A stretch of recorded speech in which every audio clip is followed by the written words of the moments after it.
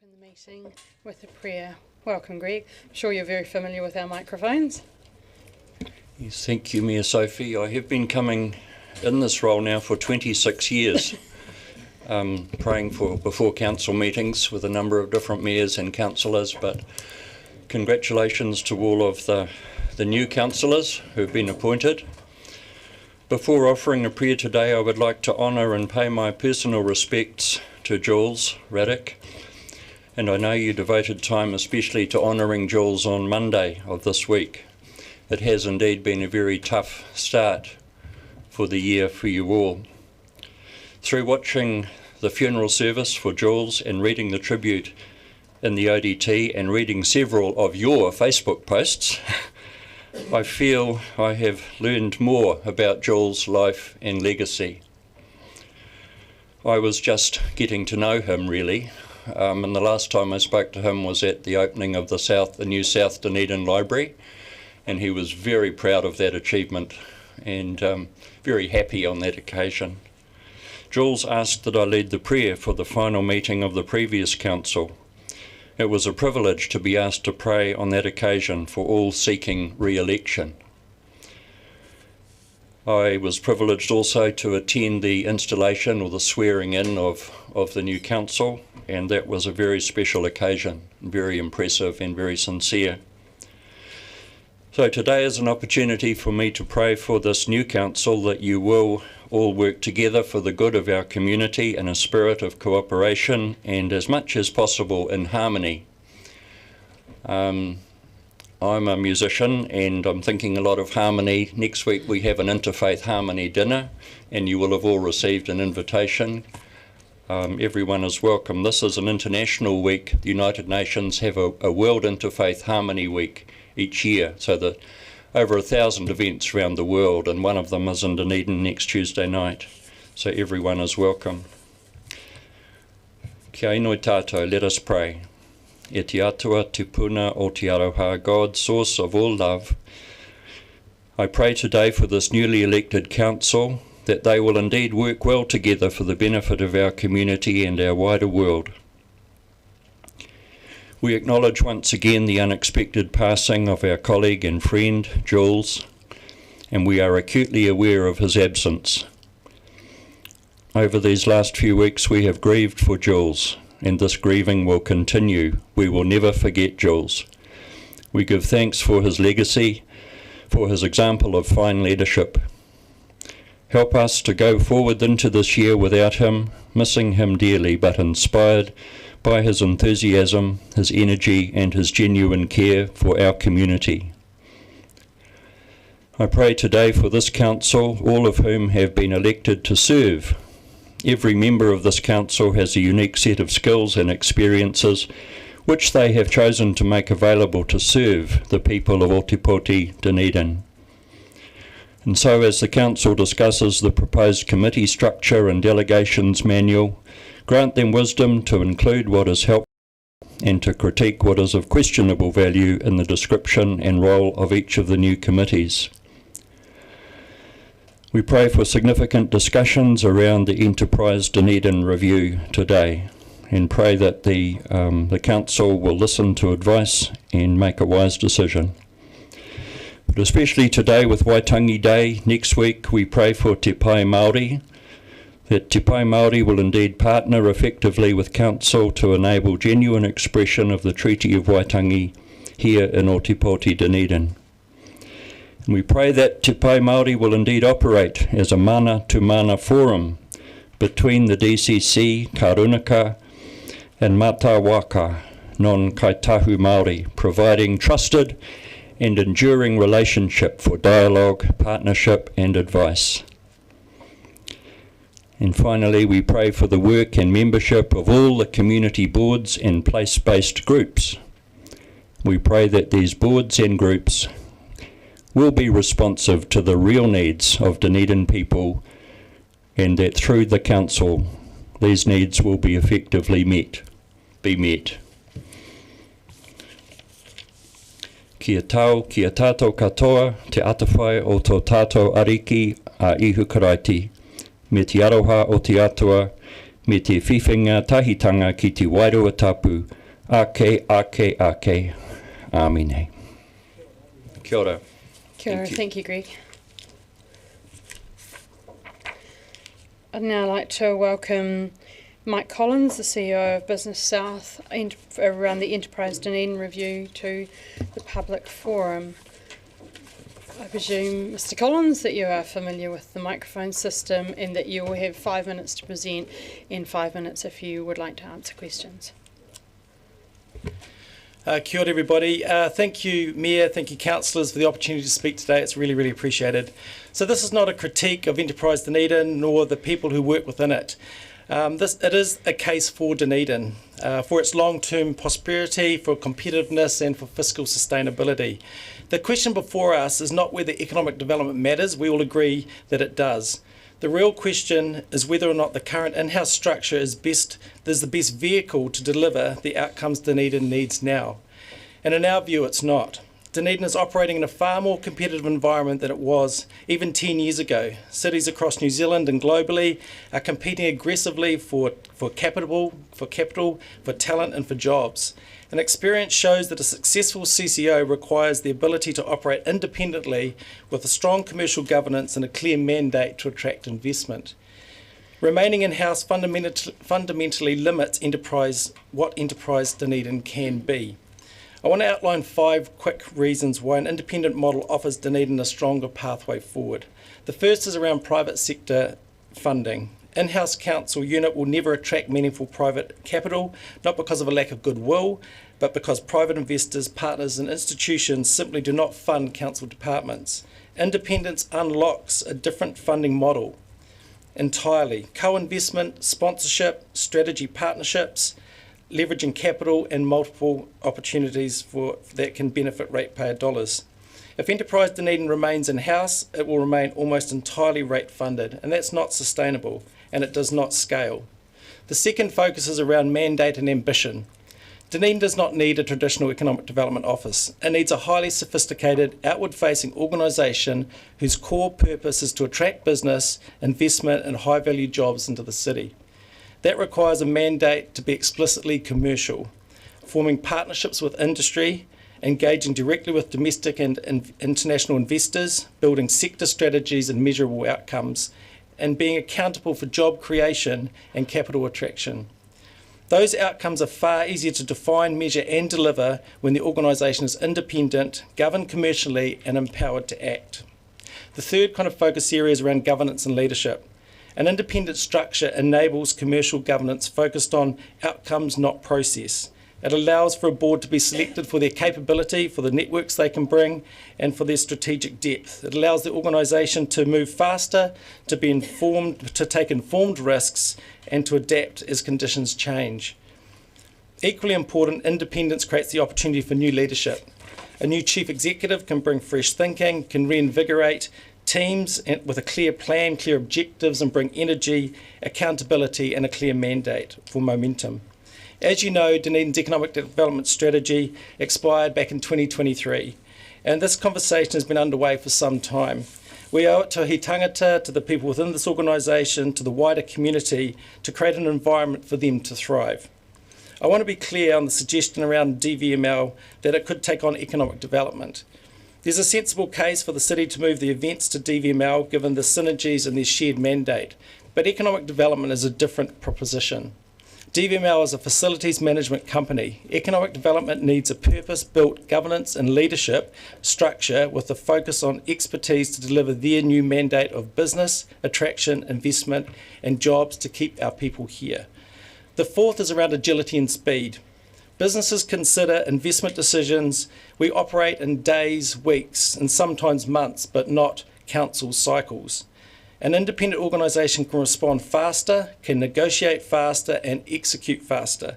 That agility is often the difference between winning or losing investment opportunities that arise for the city. And finally, and most importantly, rates revenue, a critical consideration. A sustainable way to grow Dunedin's rates base is to grow its economy. More businesses, better jobs, higher wages, greater population, stability and growth. If Enterprise Dunedin remains constrained by an in-house model that limits funding, agility and ambition, then economic development is likely to underperform. And pressure on existing ratepayers will continue. Taken together, the combination of strong investment, attraction and a broader funding base ultimately reduces the long-term pressure on ratepayers. So in summary, this is not an ideology. It's about a structure and clear outcomes. If we really want greater private leverage, if we want stronger commercial governance, a clearer mandate for investment and attraction, faster execution, and a realistic pathway to growing rates revenue, then an independent Enterprise Dunedin is the city's best chance of success. An independent structure can be established with clear intent and accountability, and it should be progressed without the unnecessary delay on momentum and move with momentum, confidence and focus for the city's future. Kia ora. Thank you, Mr. Collins. Would you like to take questions? Yeah, happy to take questions. Okay, I've got quite a flurry. Put the time. Councillor Lund, then Lafiso, Walker, Sims. So if you can keep your answers short, that would be good. So that, and I've seen, we're probably not going to get through everyone. Mr. Collins, you mentioned it's a very competitive environment out there. I agree. Do you think it's realistic that we could work together with Great South or Otago South? And is that, given that we are competing, is that really unrealistic? I think there's definitely opportunities to collaborate. We already collaborate with some things with Great South, and particularly around learning some of the work that they have delivered. But in terms of projects, we really want to, in an international market, we need to collaborate because New Zealand's so small. So if we look at things like space or agri-tech or aquaculture, there'll be opportunities where we can collaborate with the other regions. So the answer is yes, absolutely, collaboration. Councillor Lafiso. Tēnā koe, Your Worship. Tēnā koe, Mr. Collins.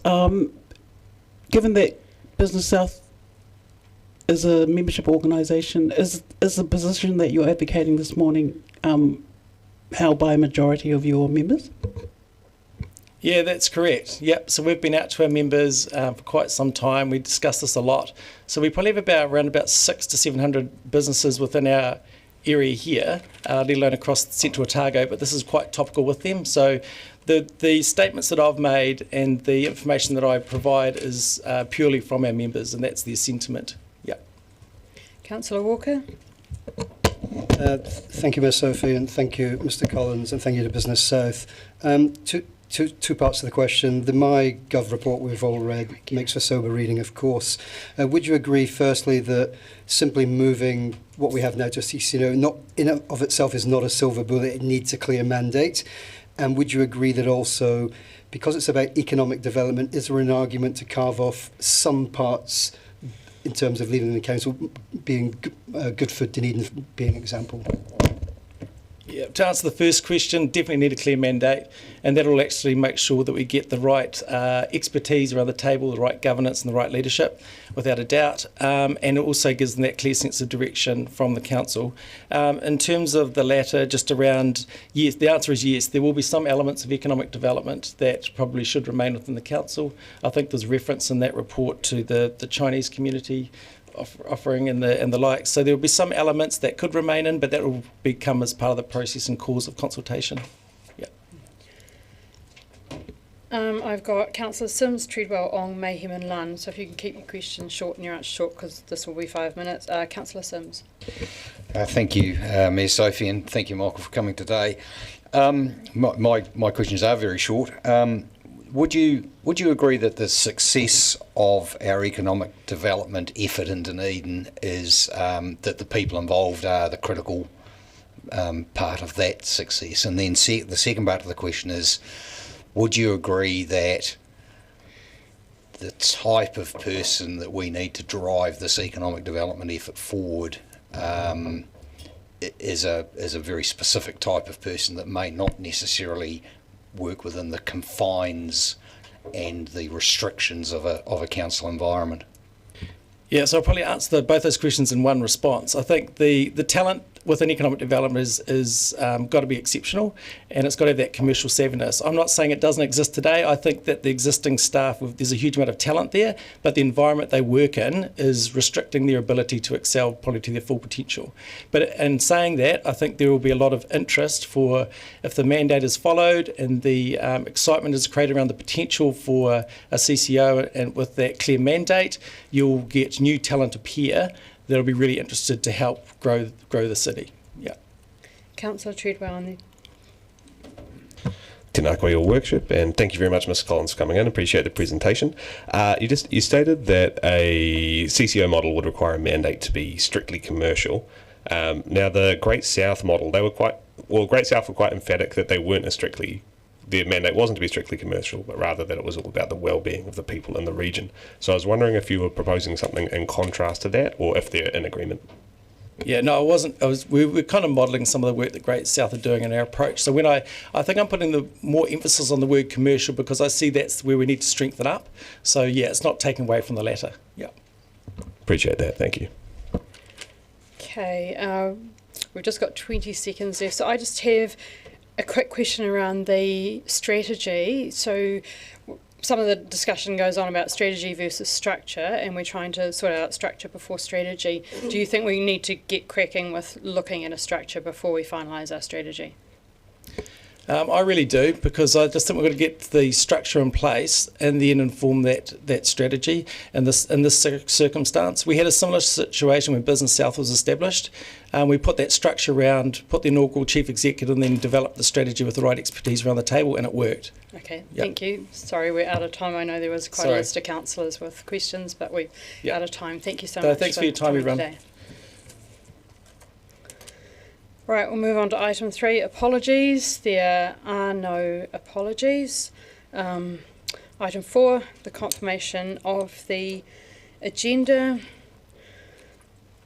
I move that the council confirms the agenda with the following alteration: that item 13, the Enterprise Dunedin Review, be taken before item 7, Committee Structure and Delegations Manual. Seconded, Councillor Mayhem.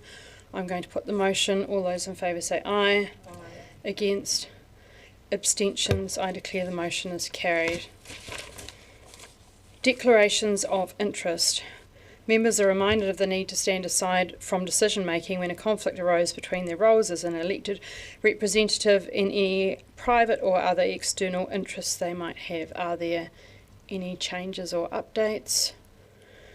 So therefore I move that the committee notes the elected members' interest register attached as attachment A, and B, confirms a proposed management plan for elected members' interests. C, notes the proposed management plan for the executive leadership team's interests. Is there a seconder? Thank you, Deputy Mayor Lucas. I'm going to put the motion.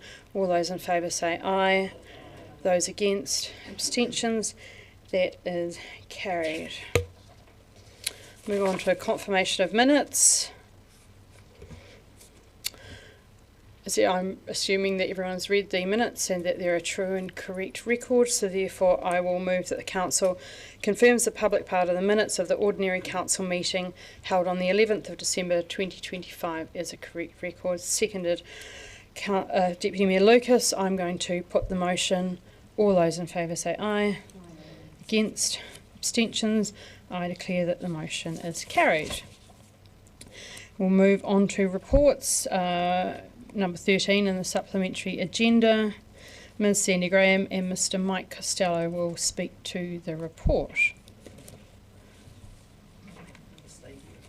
Yep, yeah, absolutely.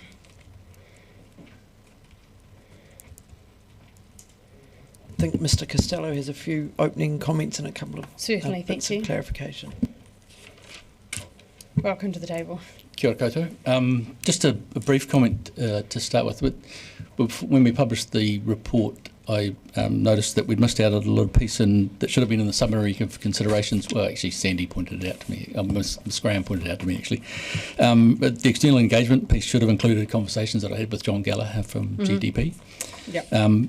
Similar to Mr. Collins, Mr. Gallagher was very adamant about the CCO option. Also around the ensuring that we have a clear strategy and mandate and plan to actually make sure that everything actually works. His approach was that anything short of establishing a CCO would not shift perception. So happy to take questions. Thank you, and I'll open for questions. Councillor Vandervis. How do you anticipate the process for actually getting the right person to lead the CCO? Assuming public consultation supports it, then it would be I'd imagine a recruitment agency and a pretty aggressive search across multiple markets. Deputy Mayor Lucas. Thank you. I've got two questions. One is on the bottom of page 10, where in the very last bullet point it talks about it will likely take at least 12 months from decision to get the CCO operational, which seems to me an extraordinary length of time. So I'm just wondering whether that is kind of, is that the minimum, or is the time frame? There are some things that take a dedicated amount of time. So a recruitment process takes time, and you can't necessarily rush that. Some things can be done in parallel, and it will be a function of how much resource you apply to the process. So the more resource you apply to the process, the faster you can use. But if you look at the water CCOs and their setup, they are taking between 18 months and 2 years. Yes, but that's slightly more complicated. But it contains the same elements. It contains recruiting a chief executive, structuring it, looking at the functions, and then a board, all of that. My other question is, picking up on what Mr. Collins said in relation to the possibility of, say, the events function of Enterprise Dunedin sitting with DVML, and if we decide today on a CCO and say we have to consult if we decide on that. So if we consult on a standalone CCO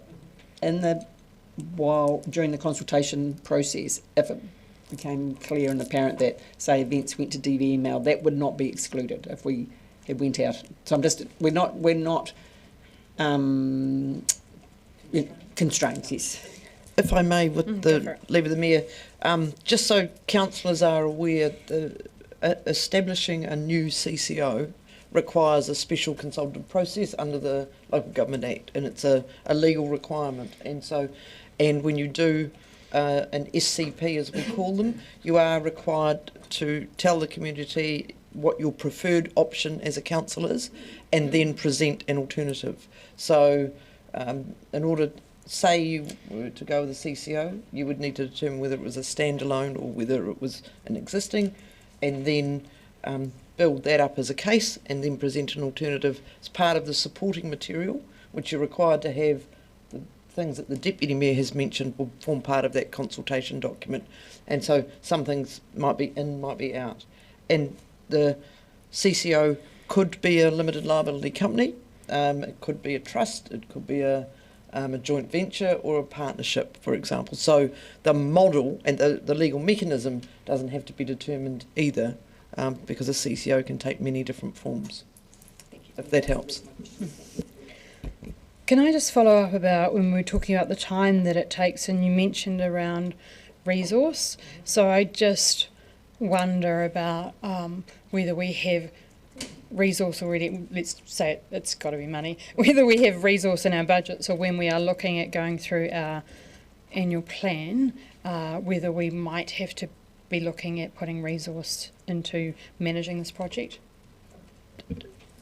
Depending if council wished to progress on a faster timeline than it's outlined, if it wishes to progress to a CCO on a faster timeline than is detailed in the appendix, then additional resource could be applied to do that. At the minute, I'm looking at the CFO, we are running an operating surplus, so were you to direct that some of that be reassigned to something like that, we could, to making sure that we resource this differently, we could do that as well. So when you say direct, so that would be through the annual plan process, or would we make it part of, I'm foreshadowing that I have a motion to put on the table about a CCO, so I just wonder about, as part of that motion. Before we finish that, would I need to put in about resourcing or not? I think you did. Did I? Yes, Okay. I think one of your points might have been about Thank you, resourcing. Sandy. Thank you, Sandy. And I must say that I did take advice from the CEO around the motion, which perhaps we might circulate so that people can have. Yeah. So where were we up to? Lucas. Councillor Lund.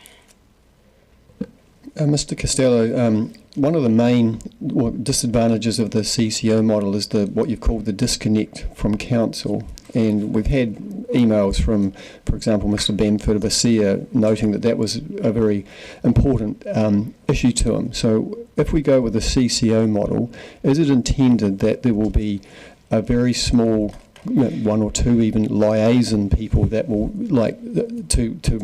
maintain that function, i.e., Mr. Bamford would call ED to clear roadblocks around a hearing or an issue, and I've certainly personally had the same thing myself many times over the years with ED, and I do think that is the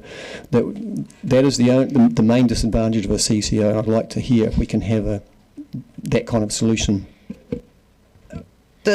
I'll grab this one because you'll see on the screen the Mayor's proposed resolution that she's intending to move. There will need to be an alternative, and as part of the consultation with the community, feedback like we received from Mr. Bamford will then need to be considered and taken into account by council, but you can't predetermine an outcome of consultation and design a solution until you've heard from the community on what you're consulting on. Understood, but it could have been in the report that would be potentially, a consideration. Councillor Ong. Thank you, Your Worship. Personally, having an economic development focused and hearing the insights that I've heard and the new developments over the past week, and I appreciate as well that amongst our elected members, there are those who are more economic development focused than I've previously understood. I am inclined towards supporting this. Now, I want to ensure it's all very thorough.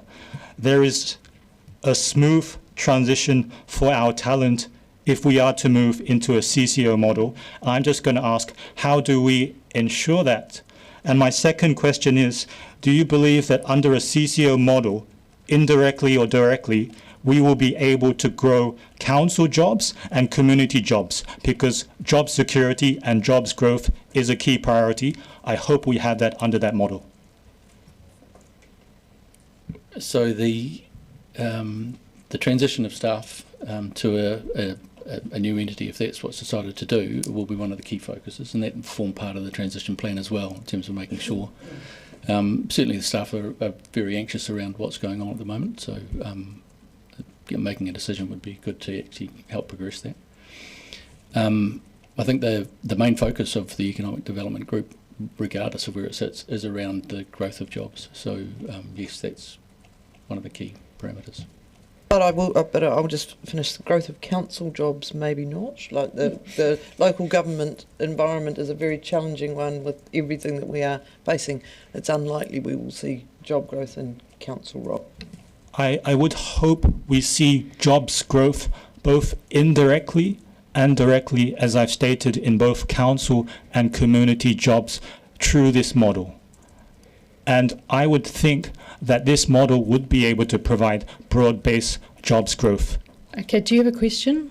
That is what I'm asking, so I would hope so. Okay, that's asked and answered. I'll move on. I've got Walker, Mayhem, Gary and Treadwell. Councillor Walker. Thank you, Ms Sophie, and this is really helpful actually, which negates a lot of my questions. So maybe a question to you, if I can, first off, in terms of this motion, Ms Sophie. So, sorry. In terms of the part about consultation, is the intention, or do you know the answer, is the intention to consult during annual plan or the long-term plan? Okay. The transition terms of reference in Part B would look at that, and so that would look at, you'll see B2, consider the timing of the consultation. It's probable because we may not need to consult on the annual plan. It's likely that this might need to be done before the 10-year plan, so it could well be a separate SCP. But that's what that report back will highlight. Thank you. Yeah, and you did ask me. So there's just a whole lot of stuff that we have to line up with election, what the government are doing when we're going out to consultation. So it's about finding a good window to do that and what is the most practical for council. Yeah, but I'm just reading this quickly in defence of that. That seems to cover that. Yeah. So thank you for this motion. So in terms back to the questions that are not relevant to this, Mr. Collins made it clear he agreed that there's no silver bullet here unless we have a clear mandate. So 3 questions very briefly here. So yes, no's. This will cover off that. Beyond this, reading the papers, and I'll go to point 33 that talks about the risks of, as we all know, the impending sword of Damocles, which are government changes, whether that be rates cap, RMA. Again, Mr. Costello, do you envisage that this, if it passes, will cover off those questions also? The potential effects of impending government changes. Can I check? I might help with this because this was my paragraph, I think. So,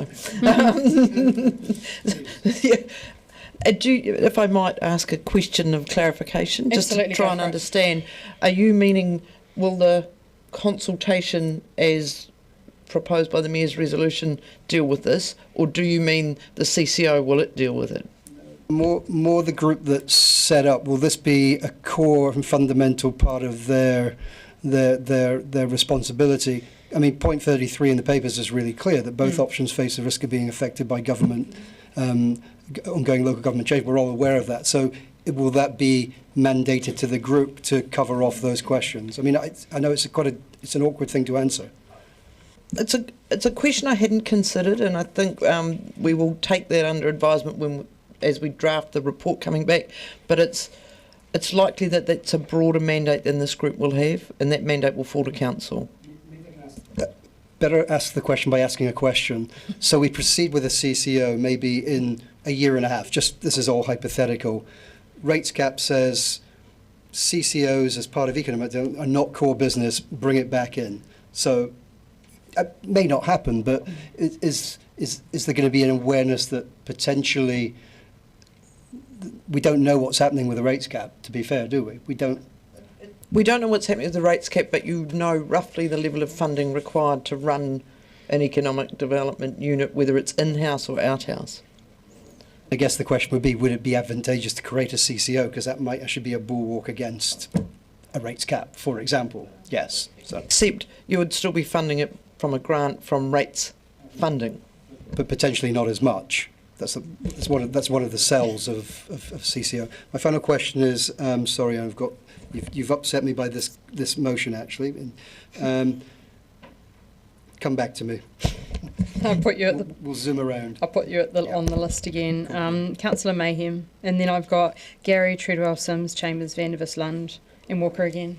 Oh, sorry, did I miss you, Marie? I'll pop you up the list. Oh, I'll just put you on the first round.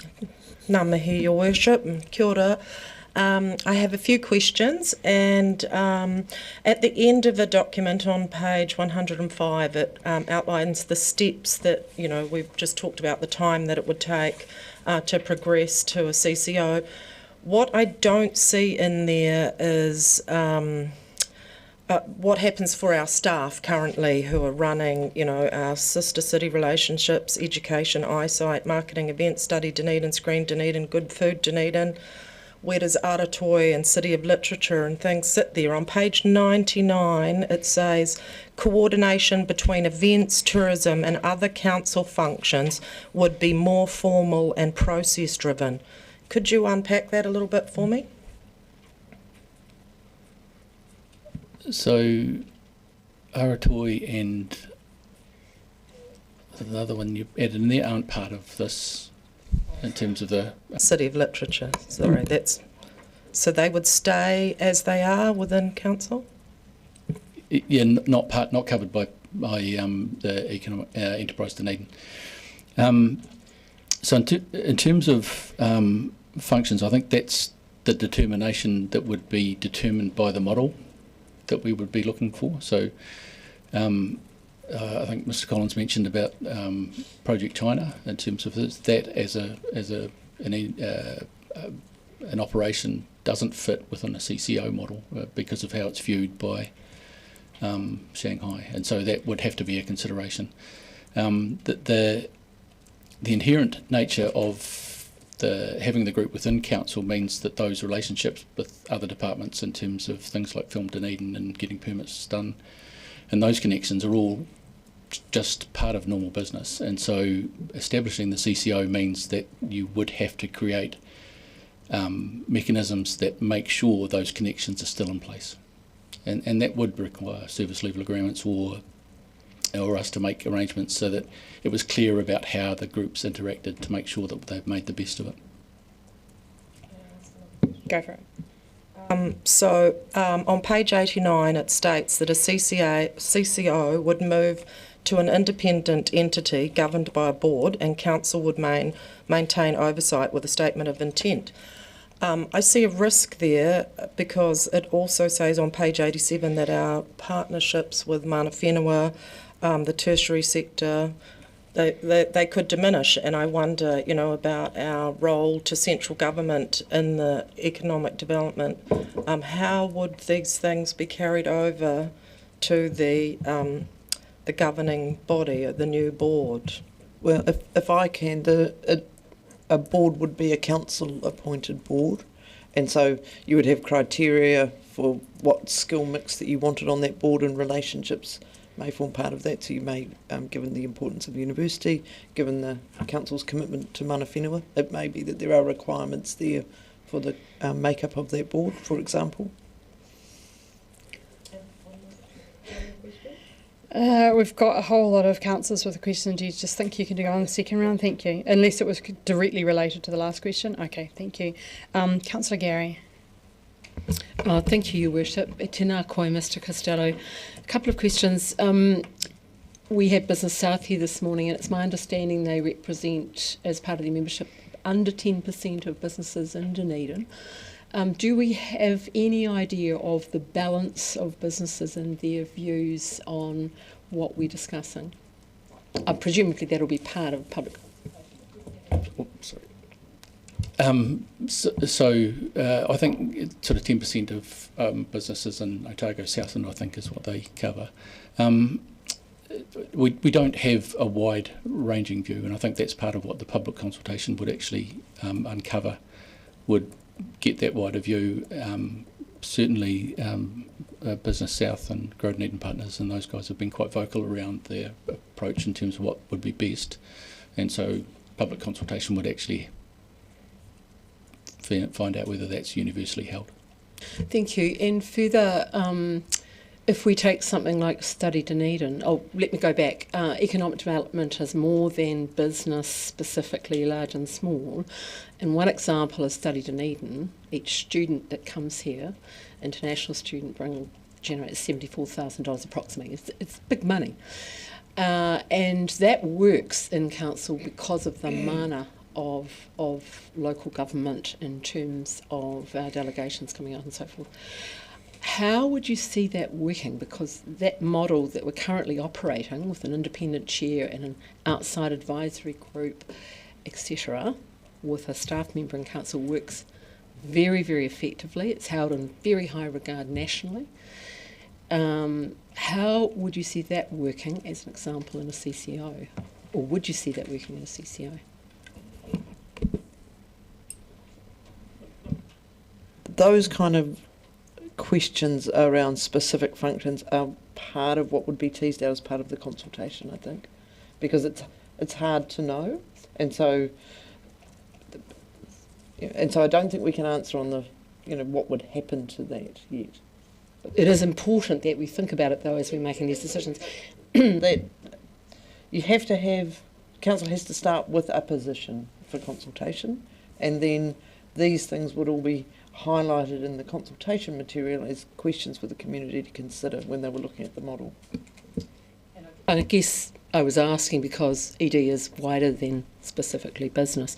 My final question would be around the time that establishing a CCO would take and the impact on our staff and how we might manage that. I know that, you'd have to talk about that generically, but I'm very aware we've lost 3 key staff since we started this review. So how are we reassuring our staff and making sure we retain the talent that we have?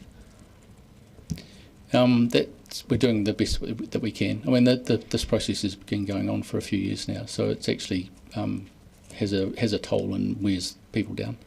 But for the most part, they're actually getting on with the activity that they're tasked with doing and focused on that. They'll all be paying attention to this discussion at the moment. So, Mr. Costello will be leaving the meeting early afternoon to sit down with the team and have a discussion with them just to check on their wellbeing. I think for the staff, a clear decision from council one way or another is probably the best thing that we can do for their wellbeing, regardless of what their decision is. It's the continual uncertainty has been very demanding on them. Thank you. So I'll just pop in with a question because it's been brought up about the representation of Business South, and we do have the residents' opinions survey that comes through that surveys the wider public. And would it be true that the total dissatisfied is 27%, that the neutral is 37%, and the total satisfied is 36% from the last ROS? Given that I'm reading it out, Yeah, I think it the sounds answer's very yes. accurate, and so I think the answer is yes, but doesn't it? Mr. Costello and I don't Yeah. have that in front of us. Yes, yeah, it's just, I think, to address the representation of Business South and the community voice, which is really important here. Councillor Treadwell. Tēnā koe, Your Worship, and tēnā koe, Mr. Collins.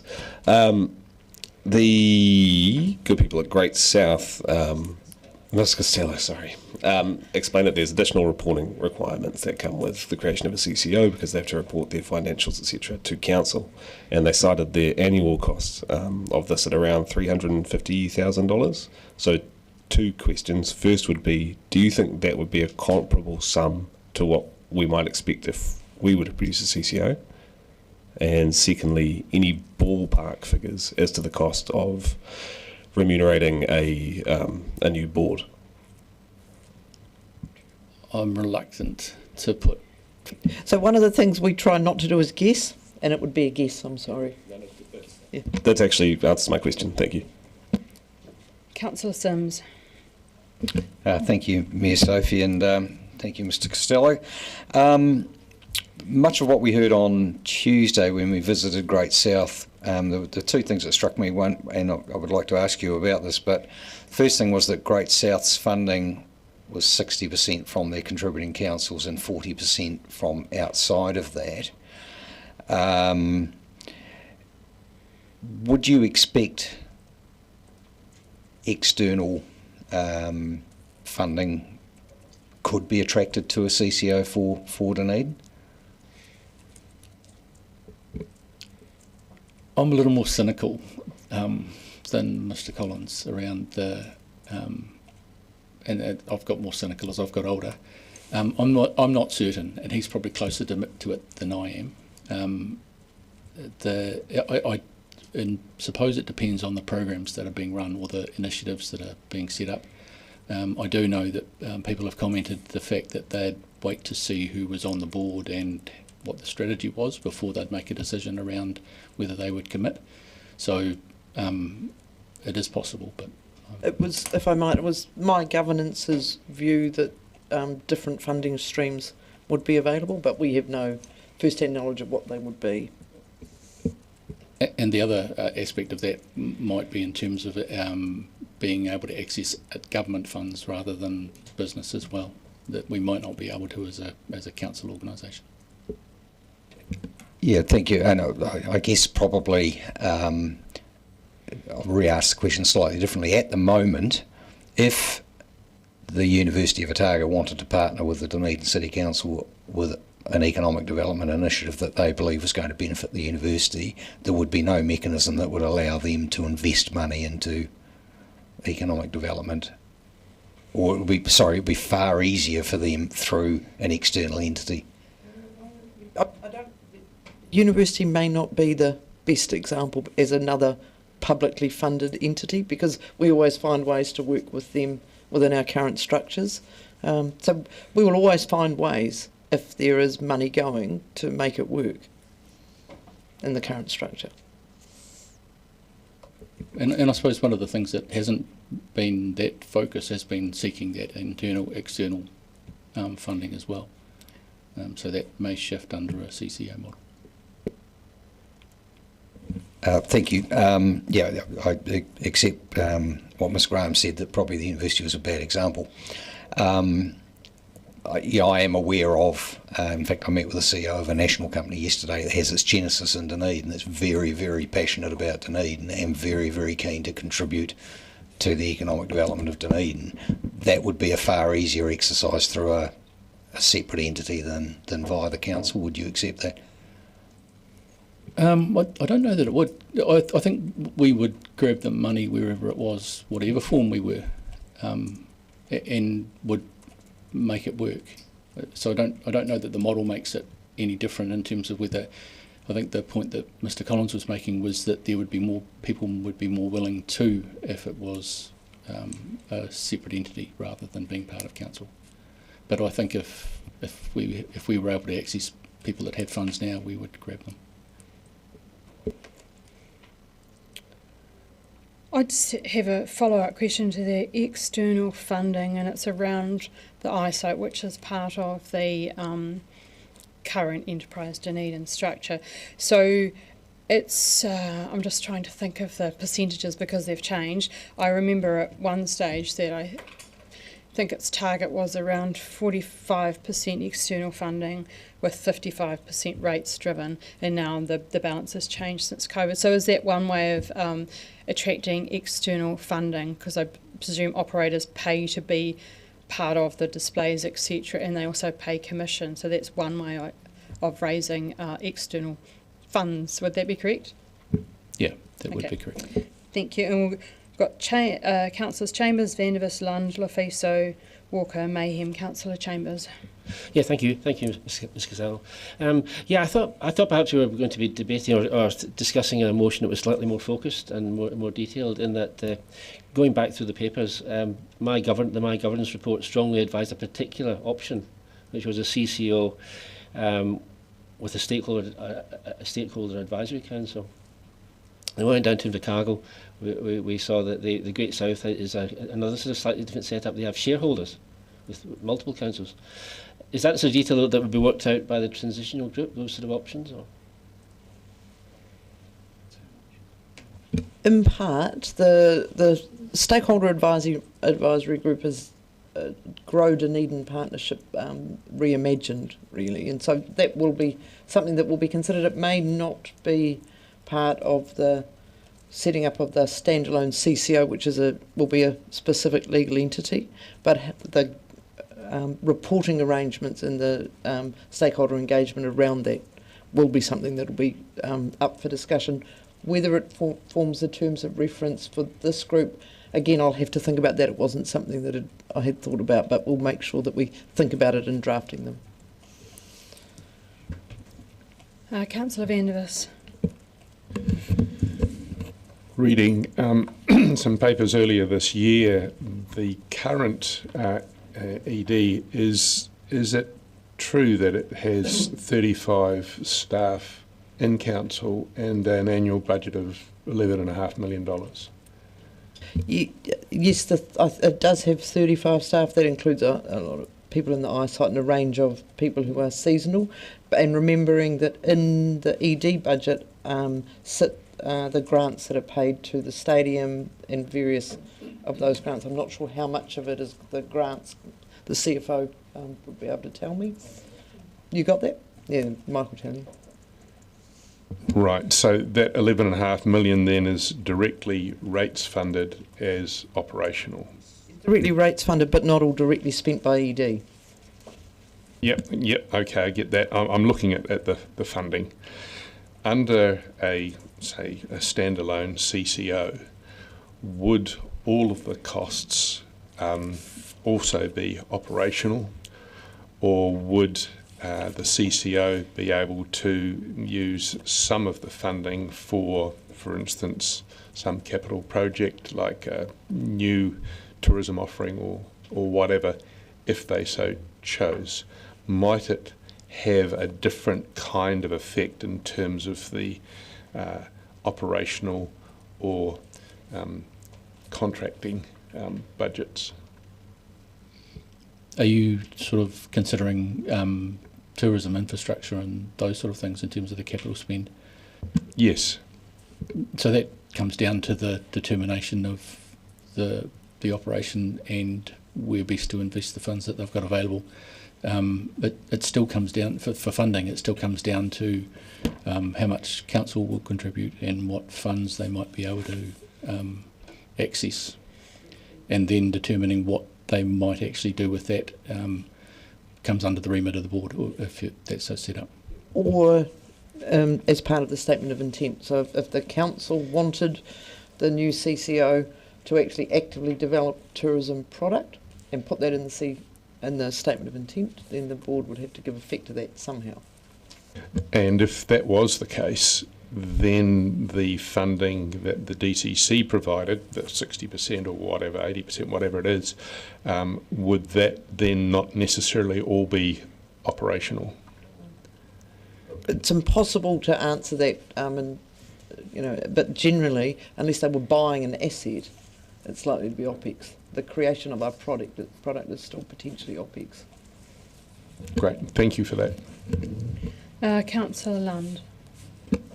Just to follow up on Councillor Vandervis and Councillor Sims, at page 24 of the report, we've just heard that the current ED unit's 94% rates funded, but you talk about that there are other entities like Great South and Christchurch, New Zealand, they're comparable agencies that are 70 to 80% rates funded.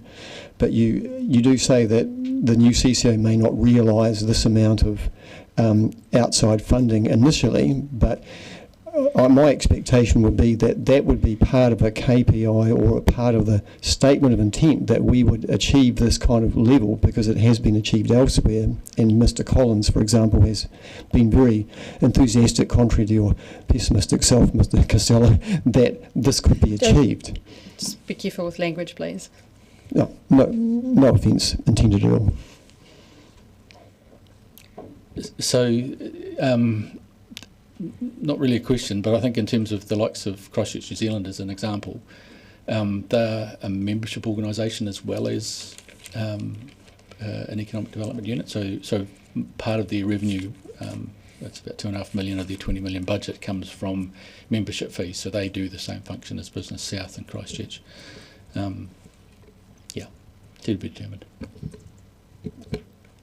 So is it, can we expect any outside funding for operational spending? That's really the key question, isn't it? We're going to give a rate, we're going to have a grant if we do a CCO, and it's currently around $11.5 million. Are you saying there's not likely to be any material benefit in terms of the operational spend? No, I'm not suggesting that at all. I just am not as optimistic as Mr. Collins around the attraction of those funds. Councillor Fiso. Tēnā koe, Your Worship. Tēnā koe, Mr. Costello. My question is for you, Your Worship. Given our visit with Great South and my bugbear, if you like, in terms of our finishing off our strategic review. Mm-hmm. So from your perception with this motion, and you did say in our meeting that we hadn't completed strategy, and in terms of the kōrero and advice, if you like, from Great South people, I think they were at pains to say that well, that's my understanding, so I just wanted to check with you that it was really, really important to have a thorough strategy approach. And this, to me, is, in some respects, maybe putting the cart before the horse without a strategy, but can you just say why? Yeah, and I'll address that when I speak to the motion, but it's good that you've asked it because I will speak to it, is that this is when you say cart for the, it's a big cart and it's going to take a while, so we're going to try and be building both the cart and feeding the horse as we go along, because we do need to get our strategy right. And Great South certainly talked to us about the community involvement and the consultation and the strategy. So we absolutely need to get that right while we are trying to look at a vehicle. So we're possibly putting a CCO as a preferred option.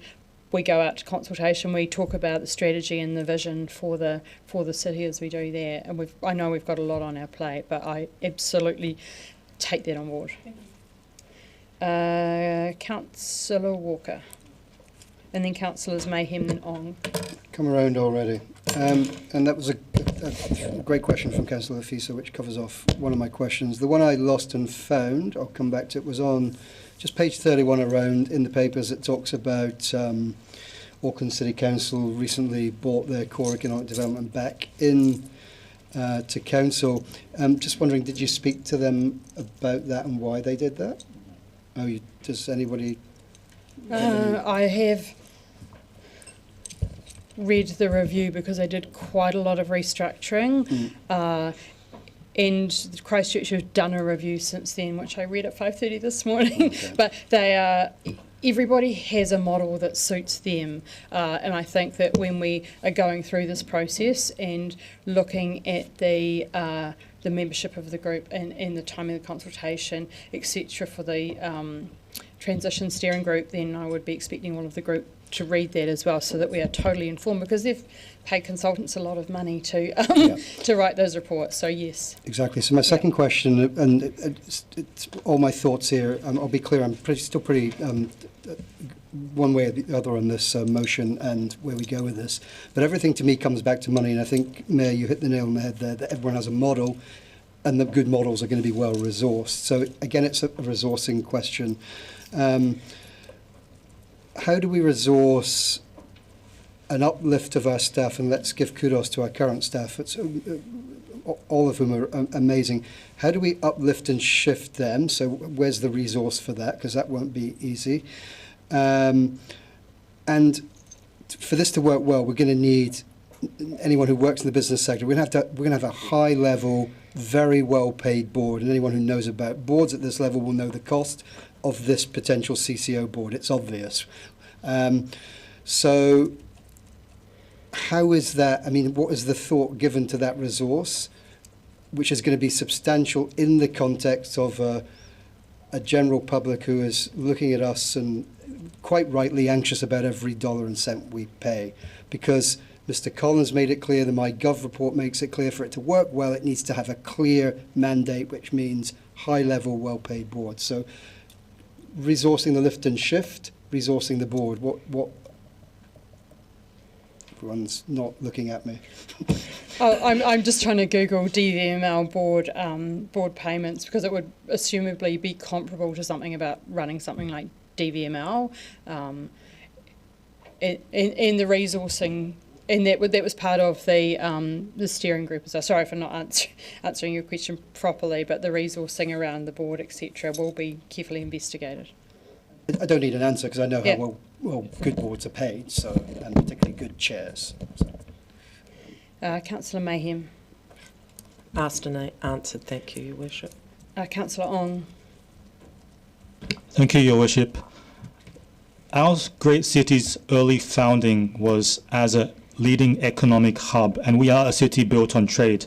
Now, from the report, the review that's been conducted, I would appreciate if there was more given onto the opportunity that we have in terms of countrywide existing and future policies that are in place. And I will specify in asking on those questions.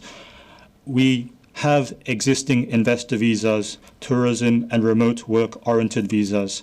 We do have the upcoming opportunity in terms of the New Zealand-India Free Trade Agreement. How do you see, as a CCO, that we take advantage of these opportunities that are in place at the moment and that are going to be there perhaps very soon, in terms of the opportunity for our tertiary institutions, for our oldest and leading university, for our tourism, and for the farming community, the farm to fork production that comes across into our city and goes through our port. How do we coordinate as a CCO that opportunity with the countrywide organizations that we have, for example, NZT, Invest New Zealand, and more broadly, the countrywide opportunities that we have? It's a tough one. So we can't be all things to all people, and I think the establishment. It comes back to do we have a clear strategy and have a clear mandate in terms of what we're actually trying to deliver, and so as part of this process, regardless of whether it's in-house or as a CCO, being clear on what we're actually trying to deliver and delivering that well and making the best use of the resources that we have available is the only avenue that's open to us. We can't do everything, so we will need to make sure that we've got good priorities around what we do. I do recognise that, and I recognise that in the report it does cover a number of our organisations across our city. At the same time, we do have the countrywide, and those organisations are also in our city as well, the countrywide organisations. So as a city that is built on trade and has the great opportunities that we have in terms of trade, I would just like to seek that insight, because I don't think, I think there could be more that's covered on those broad-based countrywide opportunities that we have, in addition to what we have across our great city as well. Thank you, Councillor Ong. I think I've addressed that we need to be looking at the strategy as alongside looking at the structure, and that will be part of our strategic development, is looking at all of those opportunities and our partnerships. Now, does anyone else have any more questions? Excellent. Then I have... sorry. Sorry, a belated question. I'm not sure who to direct this to, but someone will pick it up.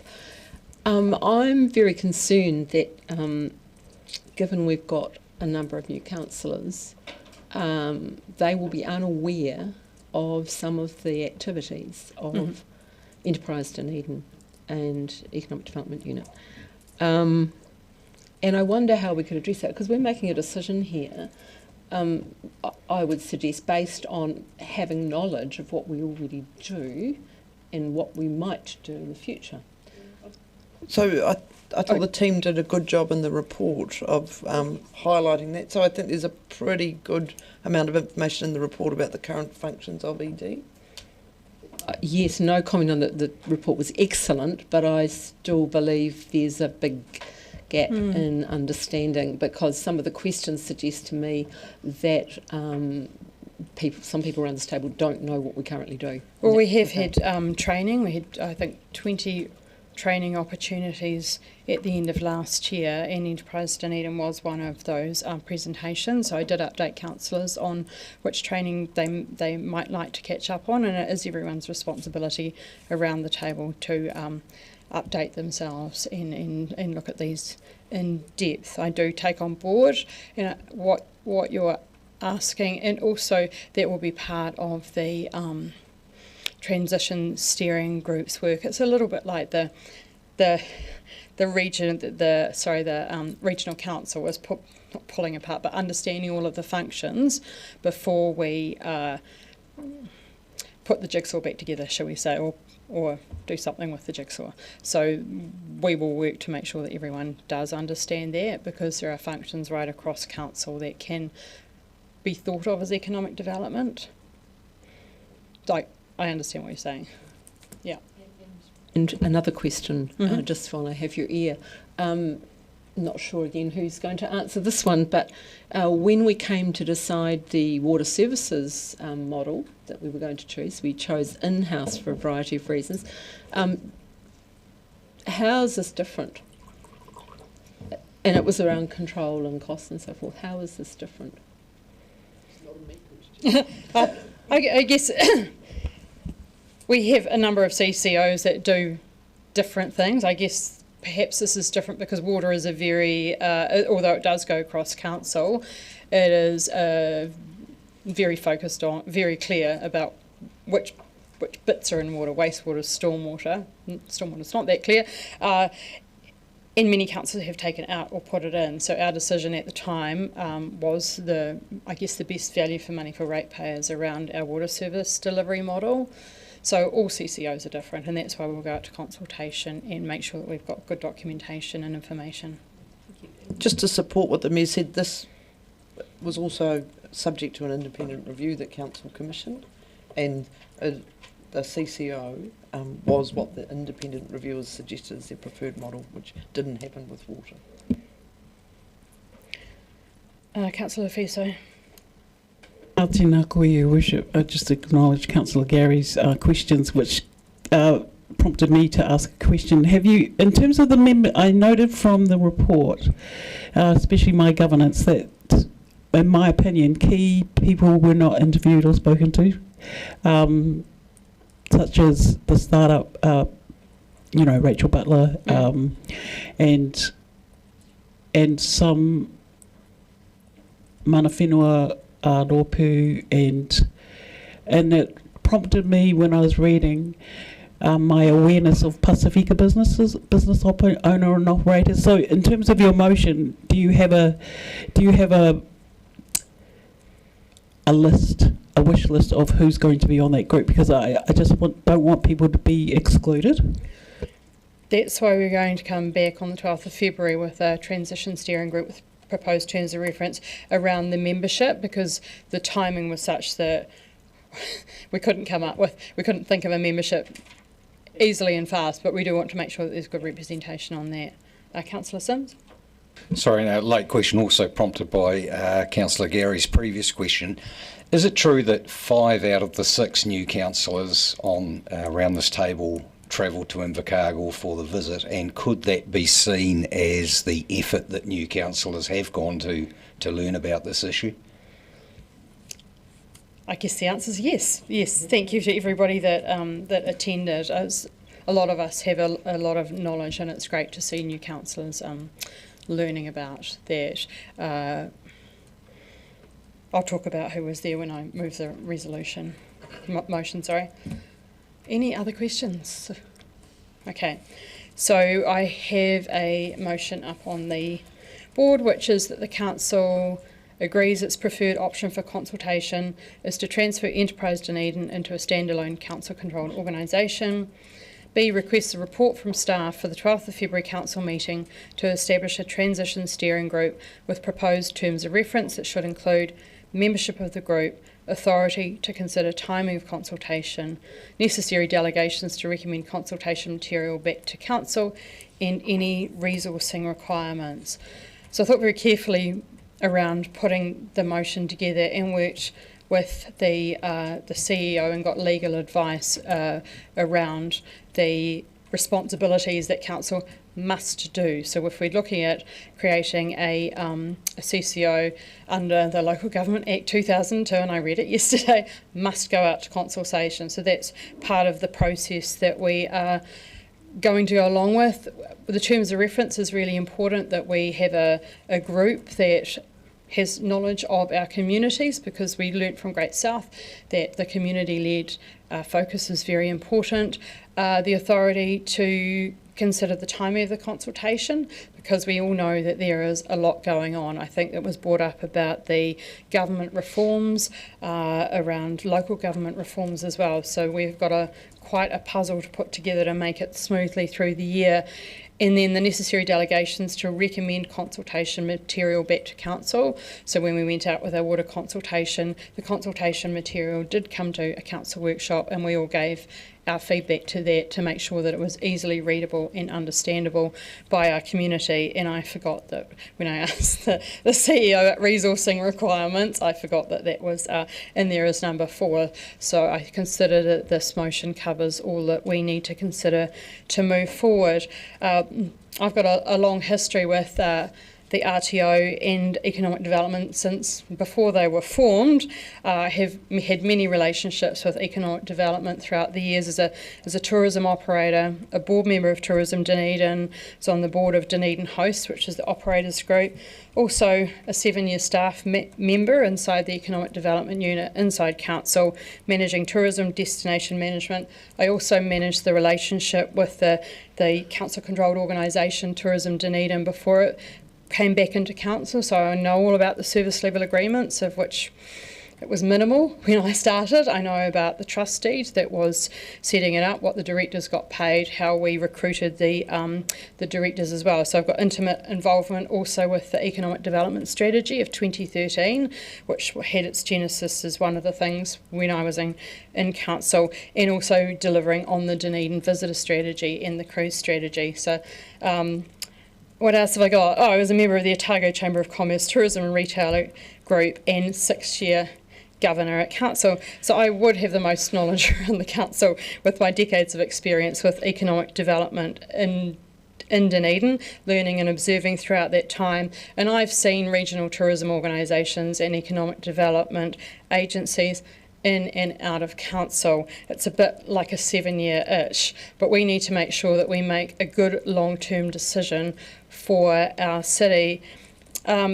I've also got wide networks of people in those organisations, both as governors and staff, and I've had people from all around the country who are interested in what we are doing, sending me a Lagoimid, Christchurch agency, or Christchurch Council, and how they've been looking at setting up their agency as well. So that's formed part of my thinking, because this is serious stuff. So I know my big list sounds like a CV, and Councillor Leviso has talked about me reciting my CV before, or some of us, but I think it's important that you understand where I'm coming from and that I have deep understanding of this.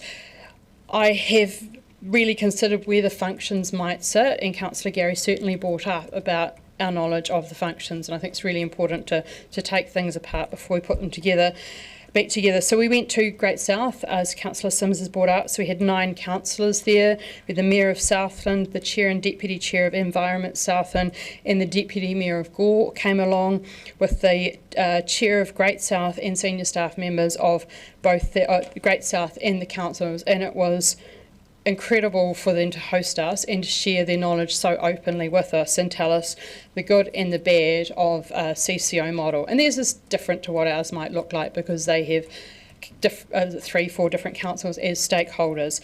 So it was very interesting to learn about that and to think and have a chat back on the bus on the way as well.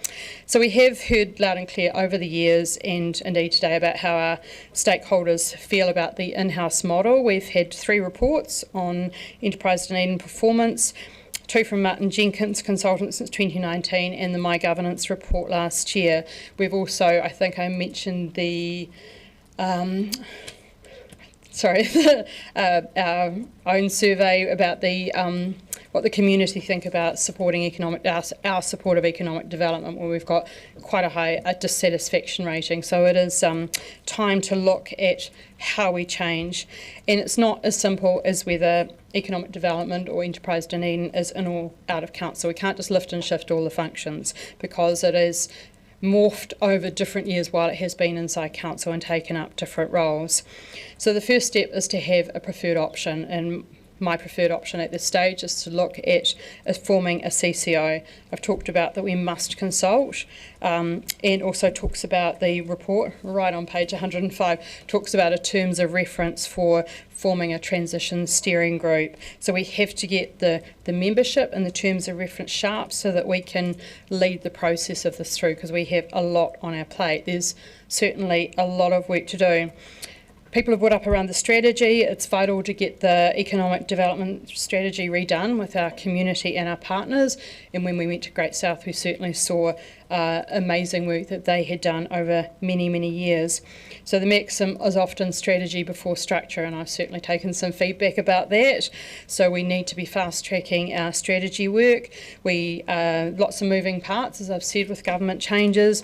but we need to focus on creating our own city vision and our own North Star, because we need to concentrate on where we want to go as a city, and governments will change, or laws will change, but we need to make sure that we have a great strategy about our city vision. My key priorities around the election, of course, were to create a new city vision and master plan, to boost economic development, raise the city profile for success, and rebuild partnerships. So we need to get ourselves ready for the long-term plan as well, which is at the end of the year. That's why we have to work hard and fast to make sure we've got our strategies, working on our structures as well, so that then we can make good targeted investments with our ratepayers' funds. We have done a lot of work over the last few years on trying to get our strategy sorted. We've done a lot of community consultation around various parts of our strategies, but not around our city vision. So I've started some thinking by forming a partnership group, which is called City Table. Councillors were advised of this last November. It's a mayoral invitation forum for city leaders of our key partners to share their strategic work, discuss city issues, and work to align our vision, goals and priorities citywide. The purpose of that is to build trust and connection among those who hold influence across our city, and to make sure that when we are all working together that we have a combined vision. So that's just, I guess, a focus group where the partners have been presenting their strategies and their visions and their timelines as well, so we can try and get things lined up. I did ask Mr. Collins about the strategy and the structure, and we all know that we have a lot of work to do. I think that this motion will help us to line up our planning and our consultation as well. Enterprise Dunedin, or economic development, is actually here to serve our community and our goals for our thriving city. I know that we've had some very commercial people, business people, talking to us about economic development and the commercialisation as such, but we also need to take on board what our community want and what their vision is, and as I said, hold on to that as a North Star. So I hope that you will support this motion, and I am ready to take notes of who would like to speak to it. Thank you, Councillor Weatherall. Thank you, Mayor Sophie. Firstly, I wish to acknowledge the great effort the present council staff are putting into economic development.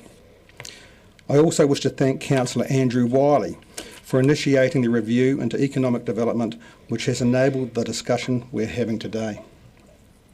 It's totally true, council-controlled organisations are council-controlling organisations, as once they are created, they are a law unto themselves. So the question I want the ratepayer to consider is, would they want to carry on with the present in-house model with more regular councillor involvement and opinions, given the very diverse backgrounds and levels of business experience all councillors have, which through elections could change every 3 years? Or create a purpose-built CCO incorporating talented, hand-picked directors with business brains and backgrounds to exploit the incredible positives and opportunities our city and region has to offer. I have no doubt the latter is the best option. Southland took the bold option many years ago, and the success of Great South is the envy of the rest of the country. And I believe we need to start the job of mirroring their success today. Money talks, and from my experience, external funding does not tend to be thrown at city councils for economic development. Yet, once removed from in-house council umbrellas, CCOs are attracting very impressive figures of external funding. The business world is changing, and I believe economic development is in crisis, and we need to get more buy-in from our business community. So please, do not be scared of change. Yes, we will have to spend money to make money, yet if we don't, we will simply be left behind by our business community and our regional counterparts.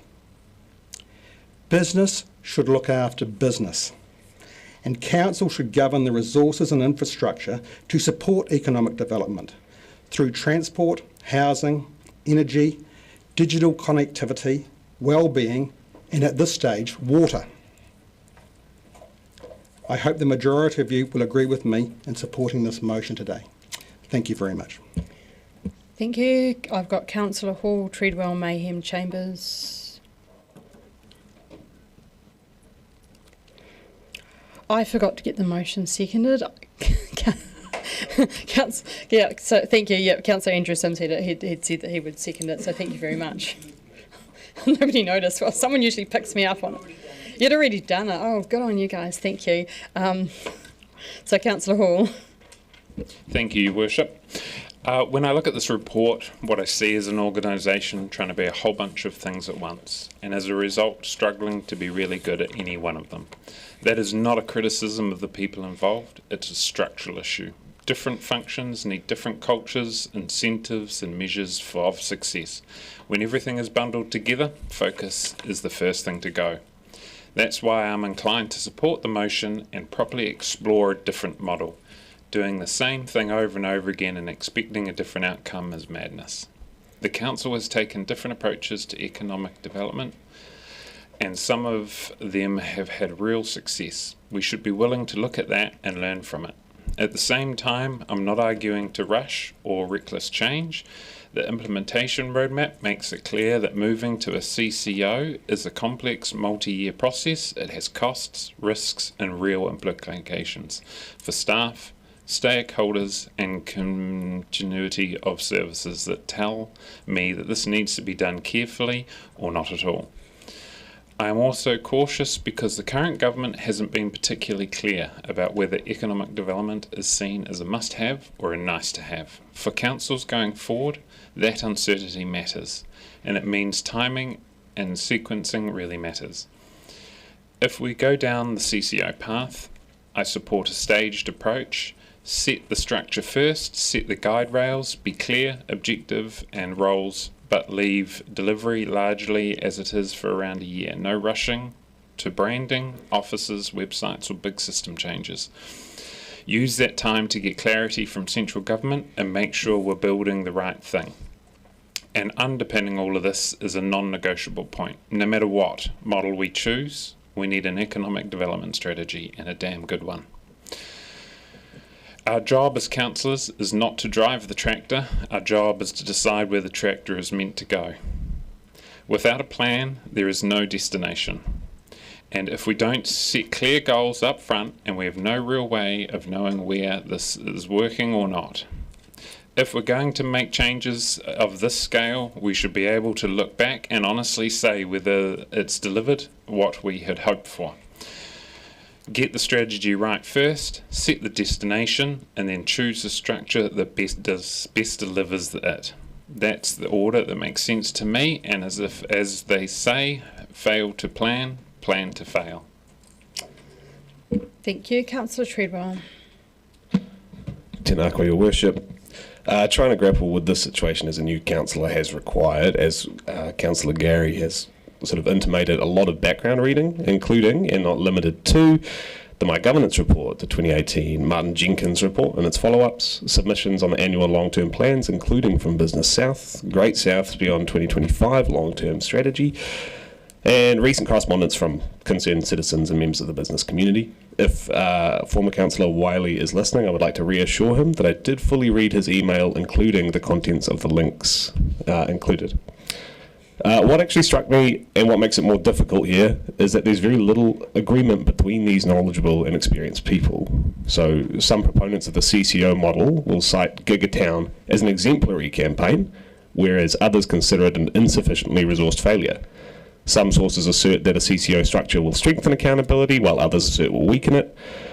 And some laud our 2013 to 2023 economic development strategy, and others detract from it. And I'm not giving these examples to actually endorse one or the other option, but just to explain that we can't really consider a single account to be authoritative. There are a few matters, though, which I think we should look to where there's real consensus. So for the formulation of the My Governance report, workshops were run with DCC managers, with councillors, and with members of the business community, various stakeholders. And they actually all agree on two barriers to the success of ED. One is a lack of resource, and the other one is a lack of a coherent long-term plan. That second point feels especially pertinent, as Councillor Lofiso has pointed out, given the Council's recent hui with Great South held in Invercargill. So they're often cited as an example of an economic development unit functioning well as a CCO after it was spun off from Venture Southland in 2019. But representatives from that CCO really reiterated that their success could be attributed to that well-formulated long-term plan, and their emphatic advice to us was that whatever we choose, we need to formulate the plan first. I'm honestly agnostic about the final structure of economic development, so long as we're doing right by our staff, but I'm at the view that we should have developed such a plan, or at least a vision, before we got to this debate. I feel that we're changing the course of the organisation before deciding where we want it to go, the course of the tractor, I should have said. So in this regard, I do think the in-house option is preferable because it's lower risk. Refining the in-house model is lower cost, and it doesn't restrict us from reconsidering a CCO in future once we have that plan. However, if we establish a CCO, we have to eat those upfront costs, and we're reducing our economic capacity as an organisation, which is noted in the report. On the topic of resourcing, so both options address this in different ways.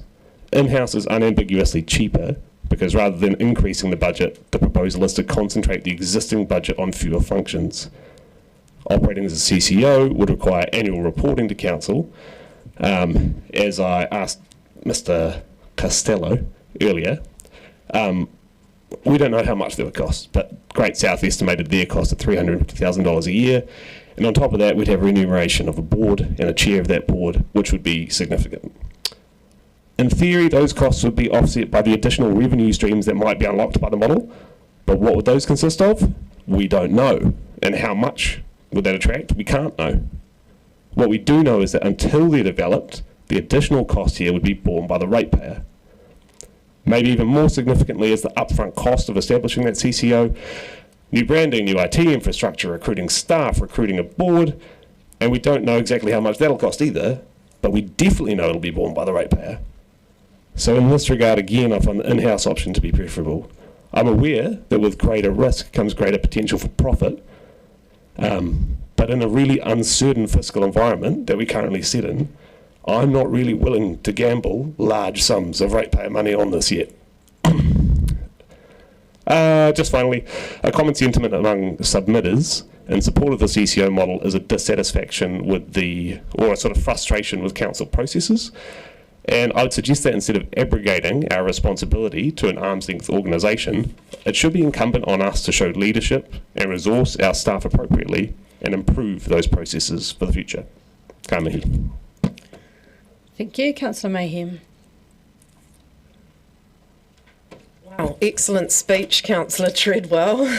I was stunned there for a second. Moving the city forward, we need to make a decision today about the long-term prosperity of the city. Looking at the background, I feel we've lost the trust of our business community. Our economic development strategy is 2 years out of date. While our goals, strategies and themes remain unchanged, we need to do something urgently to restore this confidence. The My Governance report advised option of a CCO, but with this comes risks, and a clear, careful vision is required. The previous council voted unanimously to accept the findings of the Martin Jenkins report, but the way forward seems to have been too slow. We voted unanimously again regarding the report in front of us, and this shows that we're committed at the table for the very best outcomes for everyone. We've turned a corner with economic activity slowly rising and tourism activity picking up again in our area.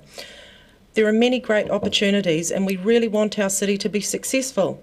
This is not all about business, however. Study Dunedin and Good Food Dunedin and our relationships with Mana Whenua would be my examples. I want to point out that economic development helps the whole region and the community grow. It's led by the public sector, it's place-based and it's answerable to community. Business development, however, answers to investors, it's led by the private sector and it is profit and market focused. My role here as a governor, I think, I'm asking where is the well-being of the economics? Where is the city's revitalisation? I think this should be a priority and especially somehow how we restore the trust with our business sector. Any board that forms will be if we go with the CCO model, it will need to be focused on innovation, quality of life and growth. I disagree with Mr. Collins' suggestion about events being run by DVML. However, he pointed out to us the need to unlock private sector funding and the need to mandate and an urgency around agility and speed. He also noted the restrictions staff may have to excel at their jobs because of the way council is structured. I see the time frame of 1 year to 18 months and the need for consultation being too slow for the action that needs to happen right now. I think we need to keep up momentum as we go forward. After our trip to the Southland Development Unit, I see their 10-year vision and opportunity for us to collaborate with regions, especially around the port and the airport, powerful tools that we have here within our rohi. A statement of intent is how the council will maintain an oversight over an independent board. But I firmly think this should remain in-house. Mayor Sophie said we can't simply lift and shift everything that sits within this organisation. It'll take strategy, work and vision, vital. But also I think there's an urgency around rebuilding trust. We've got a lot here that the council is grappling with. Looming RMA reforms, rates caps, central government election again will change things. As Councillor Treadwell pointed out, there's a complex number of opinions within our community. The vision, the resourcing and the strategy is vital. The costs have been unpacked. There's a lot of unknown factors. I don't like to take risks and I think we need a much more robust plan. I really believe in our staff and at the moment I am actually undecided about the way forward. I think we have a lot of work to be done. Thank you. Councillor Chambers. Yeah, thank you. Yeah, I think I will be agreeing with the motion today as proposed. But I don't have anything in my CV to justify making any decision.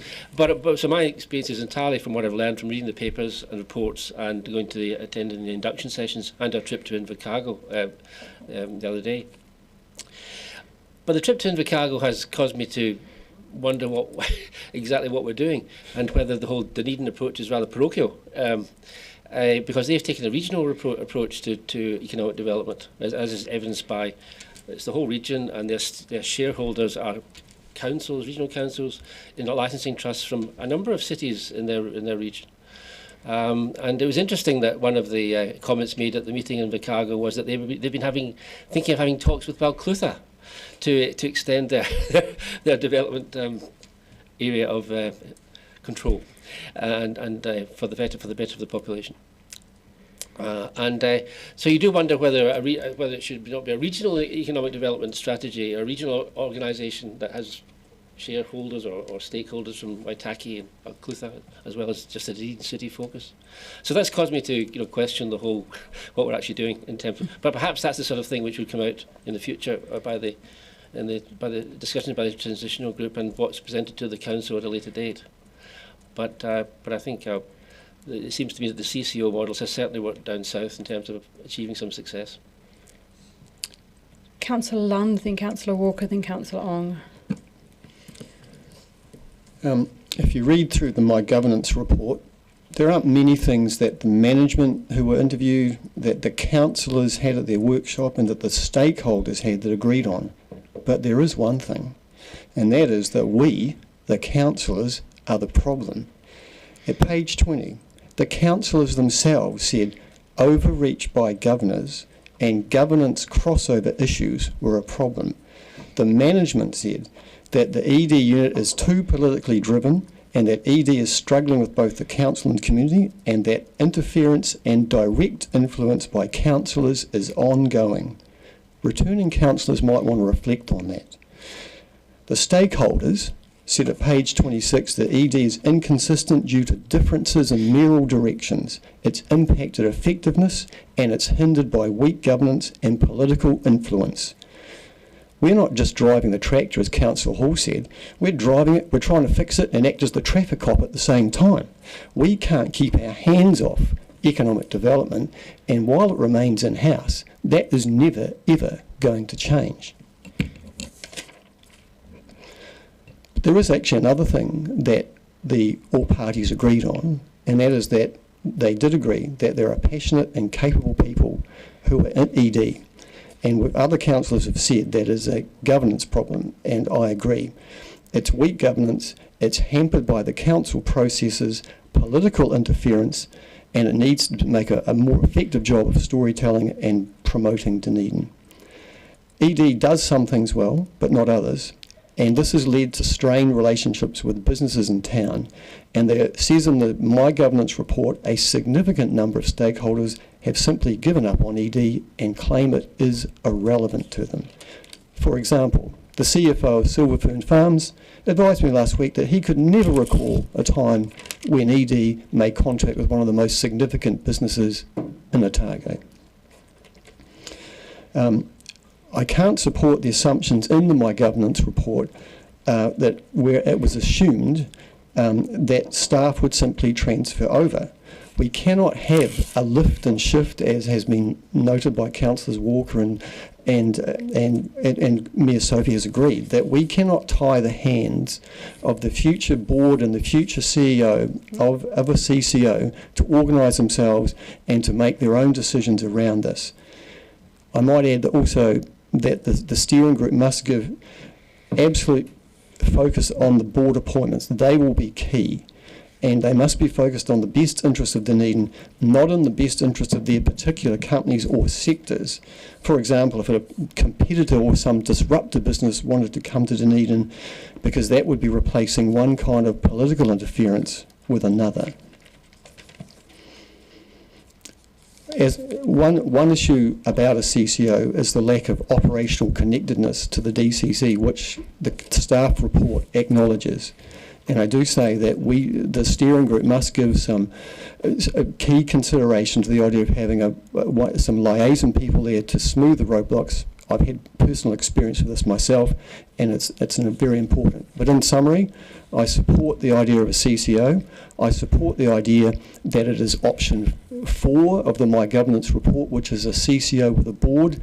That will provide the leanest and most agile solution that Mr. Collins referred to as the best option for the forum. The current option is option 5 with a stakeholder board of 10, which I believe will create inertia and be a lot less flexible. Councillor Walker, then Councillor Ong. Yeah, thank you. And as I've mentioned earlier, thanks for this motion. This has been a pretty fraught thing for me, to be honest. It's probably one of the first times in a number of years, actually, that I've fully written what I'm about to say while I've been in this meeting. I usually have more clearer thoughts before I get here. And thank you for all the input and conversation today. It's been really helpful, actually. And like Councillor Weatherall, I think it's important, first of all, just to applaud the exceptional staff currently working in the eco-development space in this organisation. And actually, I think somebody else mentioned it, to the various people who emailed their submissions to us, and I should be assured that we've read them all. I certainly have. The Mayor mentioned, it was weird, I was writing this and I wrote jigsaw, and then you mentioned it, Mayor Sophie, but I see this as a large jigsaw with a difficult picture, perhaps a picture of Councillor Hall on a tractor, actually. It's a complicated jigsaw, and unfortunately I think there's a few pieces of the jigsaw missing, and whatever we do here, in many ways, I think we're damned if we do and damned if we don't, but that's just the nature of politics and humans. Over the years, like many of you, I've read many of the reports, and in particular the My Gov report, which should be ringing in our ears. And if one thing emanates from that report, and actually agree with the councillor to my left, we as Councillor Lund, I agree with you, Councillor Lund, that we as governors actually interfere way too much. So. But I will say that nobody around this table doesn't want Dunedin to be economically vibrant, successful, forward-looking, etc. But many of us also want economic development, I hope, to go hand in hand with social development and social good. So that shouldn't be forgotten when we talk about dollar signs and dollars. And like Councillor Treadwell, I'm in many ways agnostic.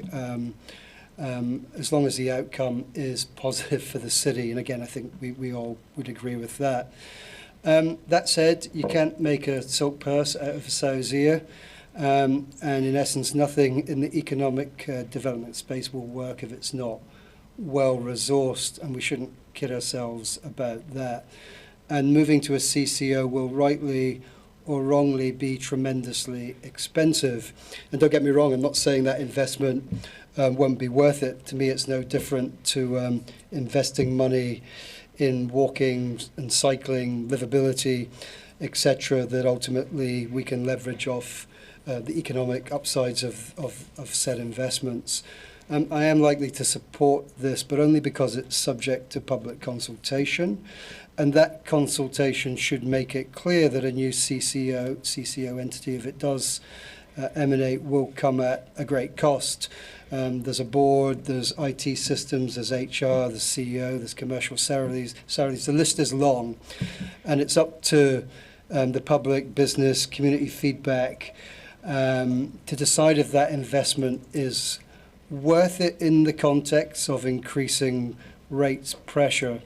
I'm genuinely on the fence as to where that will go, and it is of course sits in the context, as I mentioned in questions, in the context of unknown government changes, lack of a functioning economic development strategy, a general election, and of course a highly competitive countrywide economic development ecosystem, which everybody's battling for those income dollars.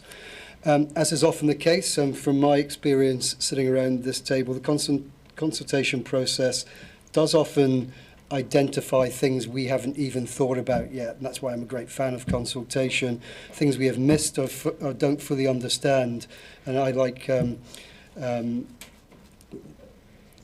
Councillor Chebb, why am I forgetting names today, my dear councillors? I'm not an expert in this, so yeah, so hopefully that consultation will fill in many parts of the missing jigsaw pieces. The opportunities in this small part of New Zealand, I say this often, I like to talk about how wonderful this place is. The opportunities down here are endless. I've always thought that. I think we all recognise that.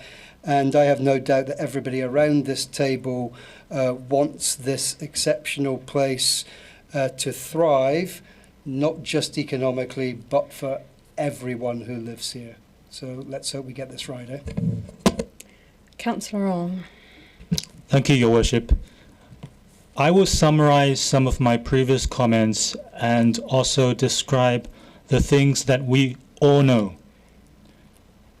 We in Dunedin have the leading oldest university. We have a wealth of natural attractions. We have the world's best farming production that is at our doorstep, and the artisanship and craftsmanship across our city. We are a city with a history of firsts and innovation in our city, and we are a city that has been built on trade. Now, we have dedicated business groups in our community, countrywide and internationally, that are representing both our great city and our great country.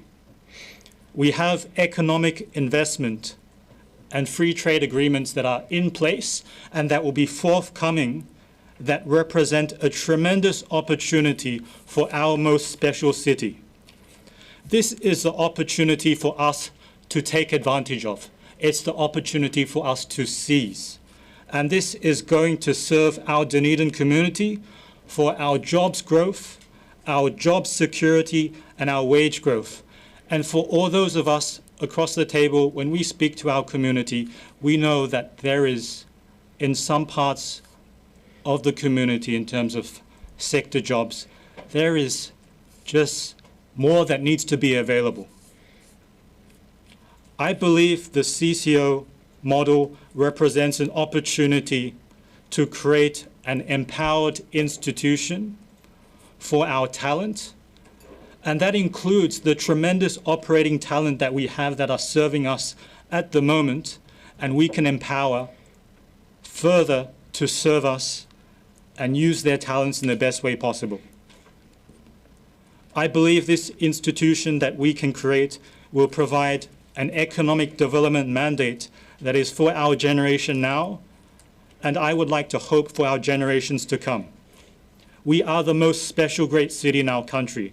And it is time for us to make our economy and our jobs available as special as our great city is. Councillor Lefiso. Tēnā koe, Your Worship. Just want to acknowledge the work of the staff in preparing the report, and acknowledge all the people who have emailed and submitted.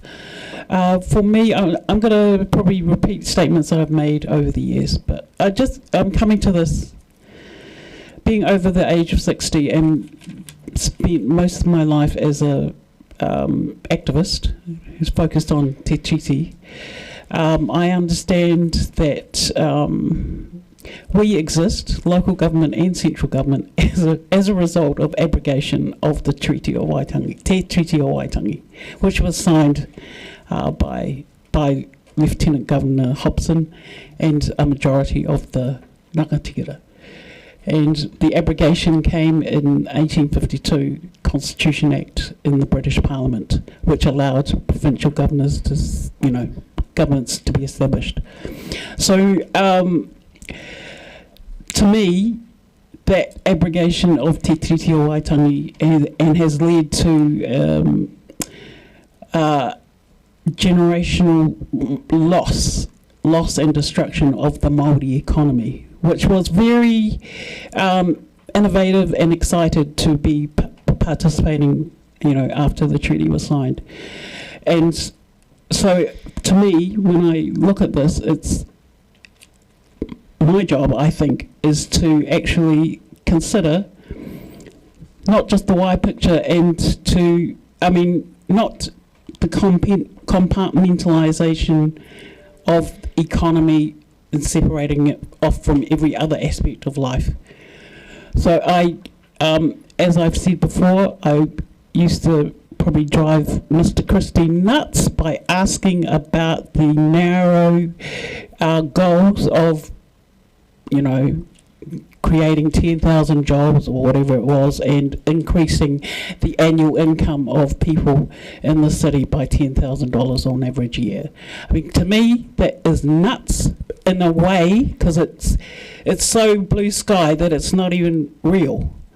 And again, to me, it's a lack of strategy. And I appreciate the work that's gone into this by Your Worship, and I've heard your kōrero.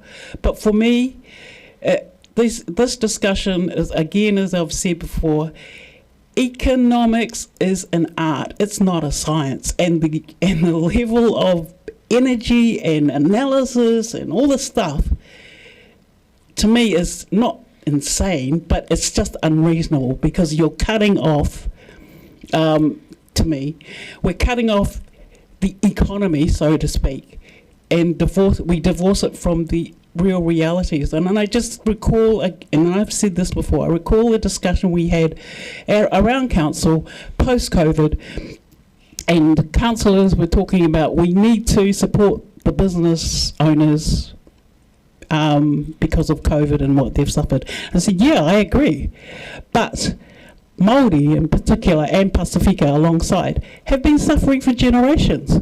And so COVID provided us an opportunity, we didn't take it of course, to break the whole paradigm. And so, this is, to me, in lots of respects, a piecemeal attempt to fix what we think is broken. And I just, although I do acknowledge all the kōrero and energy that's gone into this, I won't be supporting it, because I know that currently I'm not a business owner. I've never run a business, but I have in my ainga and close family, extended family, which includes people who are not Samoan or Tongan, but who I've known who've run business, who are running and operating businesses, and conversations with them, small business owners, Pasifika business owners, they can't even get some support to write a business application, because we're not our structures don't exist to actually really support them, and there's no awareness of the struggles that they face. And I'm talking about racism, basically, institutional racism. So to me, it's really important to have really considered people in terms of who's going to be around that table. Because if they're not, then it's it's a waste as far as I'm concerned. So thank you. Thank you. Councillor Sims. Thank you, Mayor Sophie, and certainly acknowledge the amount of work that has gone into this over a few years. There was strong support from the previous council for a review of economic development efforts within Dunedin. It would not be unfair to say that there was wide acceptance at that time that we were not doing well enough with economic development, and that this was impacting on the growth, the vibrancy and the well-being of Dunedin and its people. I also acknowledge the determination of the former councillor Andrew Wiley in pushing for this review. The previous council commissioned a report to be prepared by respected consultants, My Governance. The recommendations of that report are not ambiguous, they are conclusive. The success of our economic development effort relies entirely on having the right people working in the right environment, unbridled by the inevitable restrictions of operating within a council environment. An organisation that is falling short of expectations is never the fault of the staff. It is always the fault of the leaders and the environment. If we want to do the right thing by staff, then we must make sure that the organisation succeeds.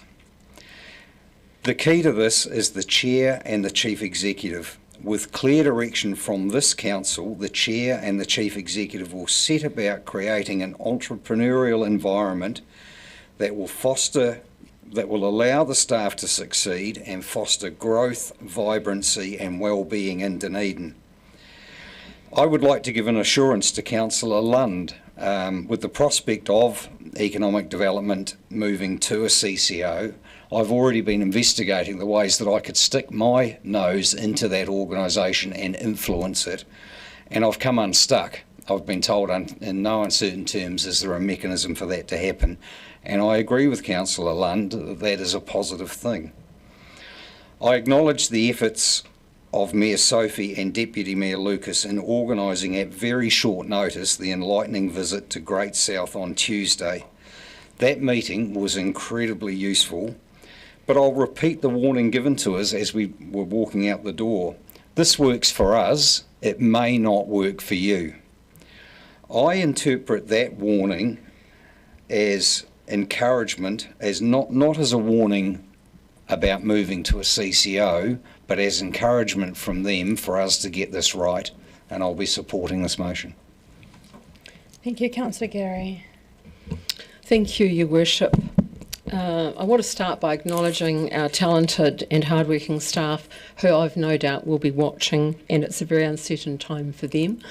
And we've already lost some key members of that staff in the time since this review took place.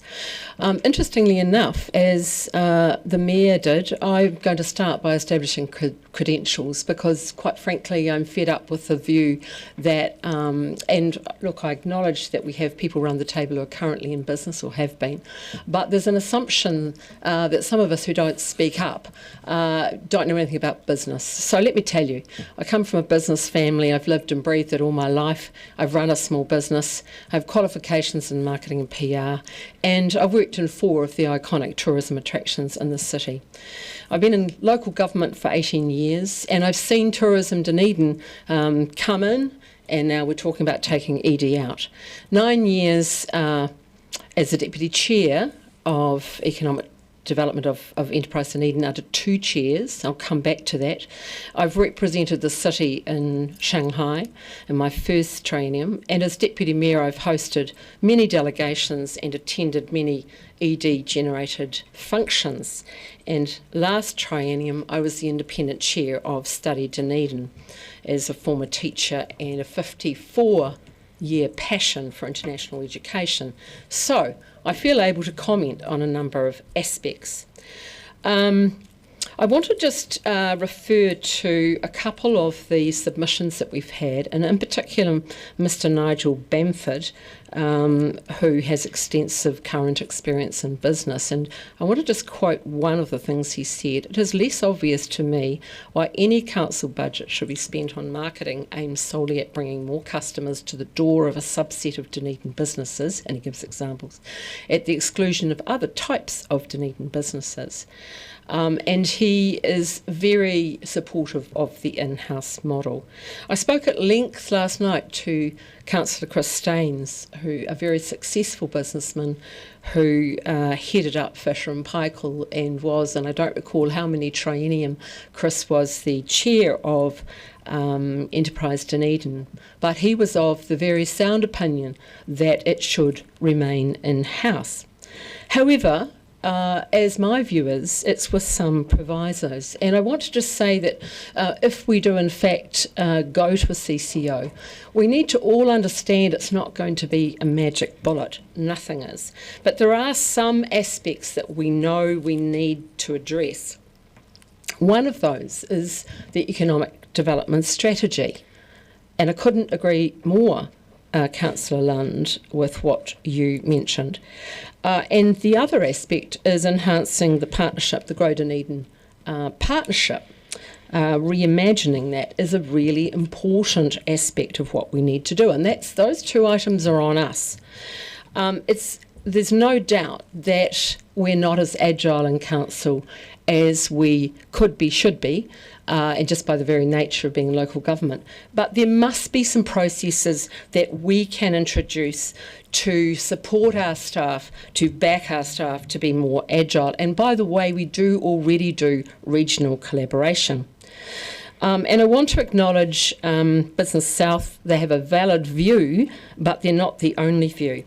And I want to spend the last few minutes just focusing on one aspect of ED, one that I know particularly well as the former independent chair of Study Dunedin. $288 million annually it generates, and it wouldn't necessarily fit your thought of a discrete business, but it is a very important part of our economy. And what are the factors that are obstacles for that? It's not council actually, because we work very, very efficiently. It's a well-oiled machine, highly regarded by Education New Zealand, the peak body, partners with funding from various education partners in Dunedin and also with Education New Zealand. And what are the challenges? What are the obstacles? Well, immigration is one of those, and airfares to get here are one of those. But the key one that attracts people is safety for the students. The parents believe this is a safe place. So we are doing a lot of the things we need to be doing, but we need to enhance it, we need to back our staff, and we need to resource Enterprise Dunedin so that it's not limited in what it delivers. Thank you. Thank you. Deputy Mayor Lucas. Thank you, Mayor Sophie, for this very clear resolution and your research and your work and I guess decisiveness about where you want us to go and to debate today. And if I look at how long this has taken to get here, I mean, if I look back, it was November 24 when former councillor Andrew Wiley pushed for a review of Enterprise Dunedin. And then we got the My Governance report, which we debated back in August 25. So it's been a long genesis, so it's great to finally get to this point. And I think if I look around this table today, I think many new, in particular new faces, have been voted on here to make some bold decisions and to make some changes of the way that we operate. And I'm very conscious that if nothing changes, and that perception is reality.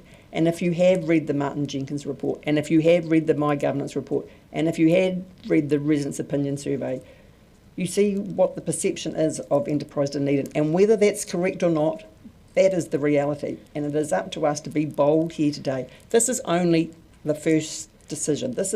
We're making a clear statement to the community about where we would like Enterprise Dunedin to go to. If this resolution passes and we go out for consultation, and the overwhelming consultation is to keep Enterprise Dunedin in-house, I'm sure that's what we will then decide. But this is only the first step. There's a lot of details, there's a lot of issues about what stays in, what stays out, how we keep those connections. There's a lot of things that to be worked out, and that's the key, as many people have said, about the Transition Steering Group. I hear the comments about the economic development strategy, and I can't see why this process and the strategy cannot be run in parallel, so that if the final decision is for a CCO, we're ready to hit the ground running. And I think that is the key. If you've been listening, and I know out there talking to our community and hearing what people want, they want us to be hitting the ground running and making a difference. And I think one of the key things about economic development, it's that old saying of a rising tide lifts all ships, and then everybody in the community benefits when economic development is growing our economy here. If we talk about our credentials, I previously was an economic development manager. Yes, more than 25 years ago. It's a long time ago. So a lot of these issues that we're talking about, I know firsthand. And I also want to acknowledge Mayor Sophie and her long-term work in this area. And it's because of her relationships that we managed to get that visit to Great South organised by her in less than a week. And that is a key about what she knows and who she knows in this area. And I would like to publicly acknowledge and thank her for that. And I think it was important for us to see firsthand of another economic development agency and what maybe that we could do. So I think today it's about being brave and sending that clear signal that we are listening, and we want economic development to make a difference in the city. Thank you.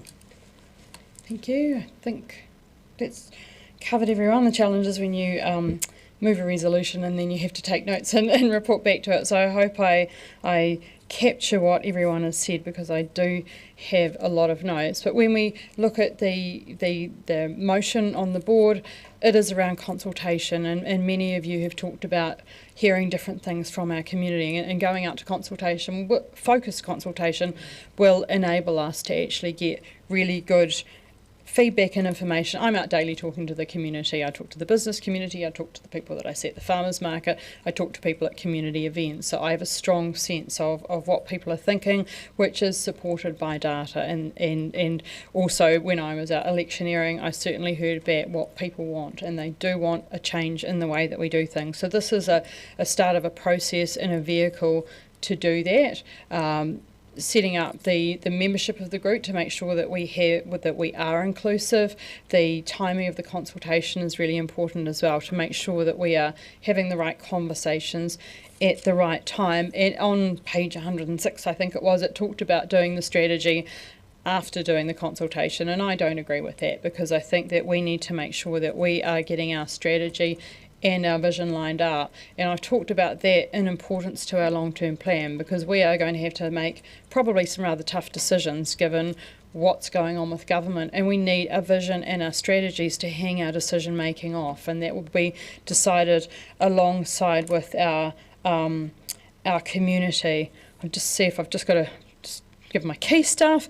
Thank you, Councillor Weatherall, when you talk about or a common thread was everyone thanking the staff for all of the work that they do. And we do have amazing staff who are delivering amazing projects. We do need to create the environment and the strategy and the focus for them to do that. Someone talked about dropping the ball with Gigatown, shall we say, and I was there at Gigatown, and I know that if we set the goal, but then we fail to have a clear focus around that, then sometimes we do drop the ball and don't move on, because that had amazing. It brought all of our city together, which was fantastic. Council talked about making sure that you're building the right thing, and we're absolutely clear that's where the strategy comes in. I don't know whether it's quite the tractor, but we are trying to build the tractor while we're driving it, and I think Councillor Lunn said, and directing the traffic as well as the tractor. But this is a complicated process, and we do have a short time to do it before we do our council's long-term plan, so we need to make sure that we are doing that. Councillor Treble, thank you for all of the reading that you've done, and there is a lot to do and a lot of different opinions, as you said, and I think that if we've got a good consultation material going out there that does outline the cost, because we had a verbal from Great South about how much it might cost, but we need to make sure that when we go out to consultation that we do have all of that information there so we can make good decisions. Councillor Mayhem, you talked about having a clear, careful vision, and I can't read my last word, required, I think it is, and that's super important, and about the urgency to rebuild trust, because I think that that's something that this council certainly needs, and having a robust plan to do that. Councillor Chambers, you talked about the regional approach, and we were given the example of the Southern Way, which is a tourism-focused thing where all of our regional tourism organisations are working together. So we do need to look regionally and locally. Councillor Lund, you certainly identified that governance is a challenge around that, and that's something that we need to tidy up. Councillor Walker, I wrote down your quote, can't make a silk purse out of a sow's ear, and about perhaps it might be expensive to resource a CCO, but that would be part of the consultation material that we put together, because we've got the different decision points along the way. Councillor Ong, you talked about needing an empowered institution for our talent, and that's absolutely correct. Councillor Fiso, I certainly took on board economics as an art, not a science, and funnily enough, I do have an economics degree, and it was quite as part of an arts subject, and that is absolutely true when we're looking at well-being and quality of life and creating a livable city where people want to prosper, live and work. Councillor Sims, you talked about having the right people in the right environment around clear direction of council and around the leadership and the mechanism, and I'm going to make sure I don't run out of time, but I would really appreciate it if you supported this motion, which is a step forward for us in deciding about how we are going to deliver, or how we're going to create a strategy and deliver our economic development. So I will put the motion by division.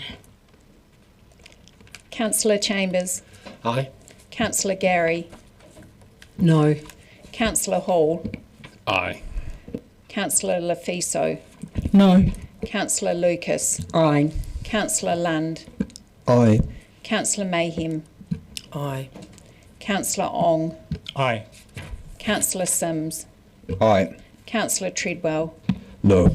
Councillor Vandervis. Yes. Councillor Walker. Aye. Councillor Weatherall. Aye. Mayor Barker. Sorry. Aye.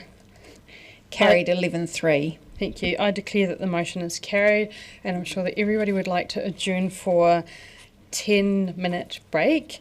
So I move that we adjourn until, let's make it 11:20, seconded by Deputy Mayor Lucas. All those in favour? Against? Abstentions? That is carried. It's really warm in here.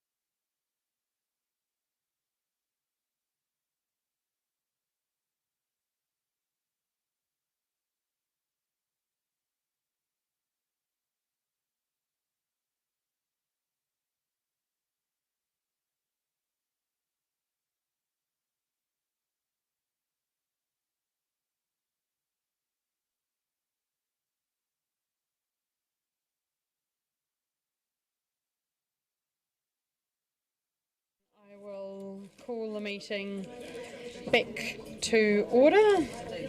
Where's my pen? Is my pen with the signing documents? Is it that one? I thought it was mine. I've got one similar, but it must have. I need it. Right, we'll move on to item 7, the committee structure and delegations manual 2025. I've got Ms. Sandy Graham and Ms. Nicola Mirandwell and Ms. Harrison. Are you coming to the table as well? Excellent. Oh, your support. Okay.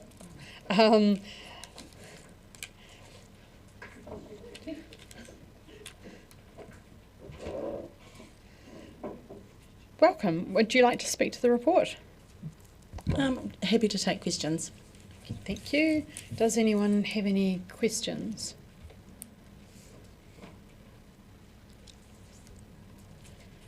Do you have a question? Just to point out a typo, but I can do that afterwards. Councillor Fisto, do you have a question? Tēnā koe, Your Worship, tēnā kōrua. I haven't really thought this question through, but it's about Te Pai Māori. And in terms of mana to mana, and just the last thing in terms of advice, from a perspective, so what I guess I'm driving at is from my jaded experience of the 80s and 90s, where you had Māori advisory groups, and then you look at the Waitangi Tribunal. How does it translate from advice and recommendations to actually having decision-making power? And I don't know, I'm not really meaning to ask you, I'm really asking. What I would say through the chair is that I met with the Mayor and the Deputy Mayor with representatives of both Runaka early in the triennium to ask how they would like the relationship structured. So we went to them first without any ideas, and based on those conversations, this is what has resulted. So this was an approach they suggested that they thought worked given where we are in our relationship.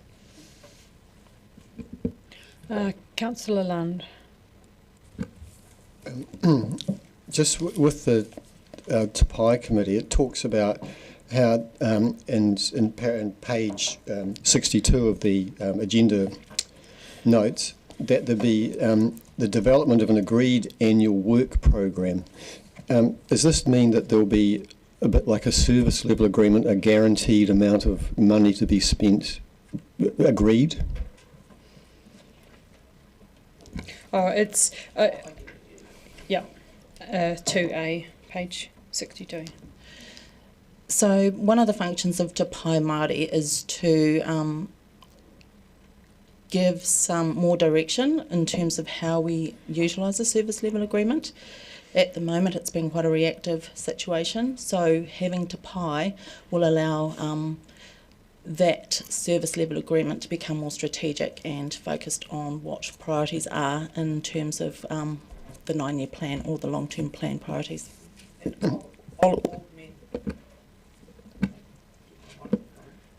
Right, me? Yes. You were playing that game.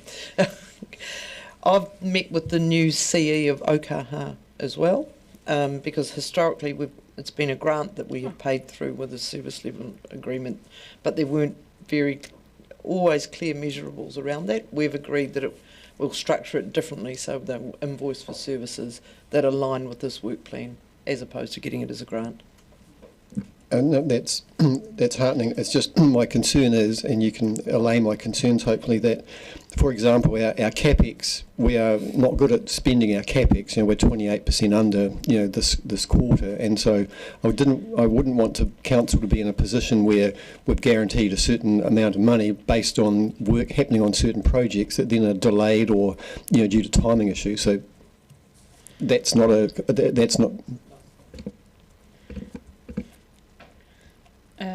Deputy Mayor Lucas, then Councillor Vandervis. Thank you. My question relates. It's page 72, or it's page 33 of the manual, and it's under point D, under planning. And it says to have one appropriately trained member appointed to the hearings committee where the application to be considered falls within the board's area, because so we're talking about community boards, and notified application is required. So I'm a wee bit, I obviously didn't pick this up last training because I sat on the Mosgiel Taro Community Board last training, and then we didn't actually have a designated member, and I think most boards now don't. And in going forward with the changes to the RMA, I'm just wondering about that sentence. I think that's an oversight because we've removed that delegation, changed the delegation because things have changed. That should probably be removed from that part of the delegation. And what I would suggest with the leave of the Mayor is that the resolution be tweaked slightly to allow minor editorial changes following the feedback, including the typos that have been. Cool. Okay, so would that be B when the resolution comes at Lynn, will you minor editorial changes? Okay, I'll just make a note editorial. Councillor Vandervis and Councillor Gary. If we look at our submission to the planning bill that is proposed by government, submission number 8 says the bill shifts a significant proportion of substantive policy from regional to district planning processes into the development of national instruments. In the, if we look at page 36 of our agenda, we've got the formation here of the hearings committee. Do you see the hearings committee's scope, if you like, becoming centralised under the new planning bill? What I would say, I don't know where it will end up, but in the meantime we're required to operate under the law as it is, and we require a hearings committee in that form, and I've had that checked by Mr Garbutt at Anderson Lloyd, who is an expert in this area. So the setup that we have at the moment, as you say, we've got to do it under the current law, but are we looking at a situation where it's likely that this function will get largely centralised? There will still be a need for localised decisions around whatever the new resource planning framework looks like. What form that takes, I don't know. And the other question was, similarly with the district licensing committee, do you see those being centralised, or do you think that is going to be an ongoing? I'm unaware of legislative change in that space, but if someone else is aware of any, no. So at the minute, again, my answer is the same. We have a law that we're required to implement, and this does that. Councillor Gary. If you'll indulge me, Your Worship, I've got a couple of questions. One is the definition of, the role of the subcommittee is outlined on page 42, but which of the committees would be considered a subcommittee, because I couldn't find any? None at this stage. So that leads me to my second question. There's no grant subcommittee in here. Do we have an alternative, Your Worship, in mind yet? There will be a paper to, I think, come to council soon. Oh, a workshop, then a paper, yeah. Right. And page 42, there's a comment about, I think it's page 42, Councillor Advisory Group. No, it's actually page 43. The chairperson of the Councillor Advisory Panel. What is that referring to? Because that doesn't,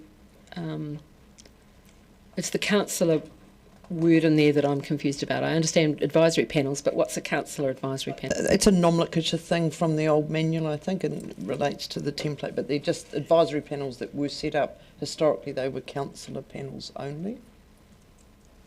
I don't recall any of those, but okay. And finally, page 48, I noticed my name attached to something, so I just want to check it out with you. This is a declaration of the local state of emergency. Will there be some training context for that? Absolutely, and we've in all my times declaring, we've never had to get past the second drop. So always want to be prepared. Thank you. can I just ask, the training would have been covered by the civil defence training, which talked about when the declaration's made. There's a very short 15-minute briefing that I can give to people in that list. And the default position has you just ring the minister. So we need to declare, and they say she'll send you. So perhaps part of the training could part of the training possibly to get the minister's phone number. I guess that's a yes to that. Wasn't focused on that particularly, Your Worship, in it's the training. Important to yeah, it's important to be prepared. Any more questions? Okay, therefore I will move. Thank you. That the Council adopts the Committee Structure and Delegations Manual 2025, authorises the Chief Executive to make any minor editorial changes. So those of you who've spotted commas may submit them to the Chief Executive. Want the Chief Executive. So in speaking to this is our Committee Structure and Delegations Manual 2025. It's putting all of the structure around our decision making. We still are looking at a grants subcommittee, and we will have a workshop on that soon and look at what structure would be best to deliver our grants funding as well. Thank you to everyone for all of their work, and especially Councillor Gary and Councillor Walker, who may have been surprised, as I had quite forgotten, sorry, that we had put your names in there as the state of emergency. We discussed it way back in December, so this has been a little while putting this together. Seconder, Deputy Mayor Lucas, thank you. Oh, you'd already done that. Would anyone like to speak to this?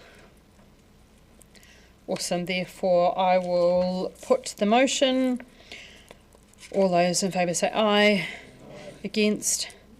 Abstentions? And we will move on to remuneration of external appointees to council committees policy. And we've got Ms Graham, Ms Moran and Ms Harrison to speak to the report. Again, happy to take questions. Okay, I have a question about how the, what page is it on? Go straight to the money. How the $500 was arrived at. So there's two parts to the question. So how was the sum arrived at? And then the follow-up question is, was it looked at for a half day versus a full day? So the fee was based on an hourly rate that councillors receive, and that's how it's arrived at, and includes it's for a full day, and on top of that fee we included pre-meetings preparation, and a small amount of travel. And it also covers no disbursements are payable as well. So it's an all. Mm-hmm. So quite a number of meetings are for a half day, or for a full day. And so I just wonder whether looking at a half day for some meetings just go for a couple of hours, if that was something that was considered.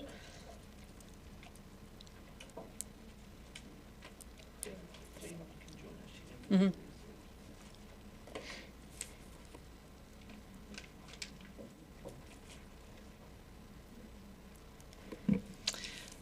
We didn't consider a half day because we looked at a meeting rate, and we often, if someone has a meeting of half a day, they can't do much with the rest of their day. And we kind of thought it would work out in the round, essentially, that many meetings would go for a day, some would go for half a day, some would go for 3/4 of a day. So we looked at it in the round. So because I've done some investigation of my own, so were there particular councils that you looked at as, because when I looked at the councils, many of them had a half day or a full day rate, so I just wonder why the full day rate was taken. The councils we looked at were the ones that had policies online, and they were all smaller councils than Dunedin, and they mostly had, well, I think they all had full day rates. When there's an hourly rate, it's more administration, so they have to submit their hours. Potentially they'd have to submit their hours for preparation as well. And somebody has to calculate all of that.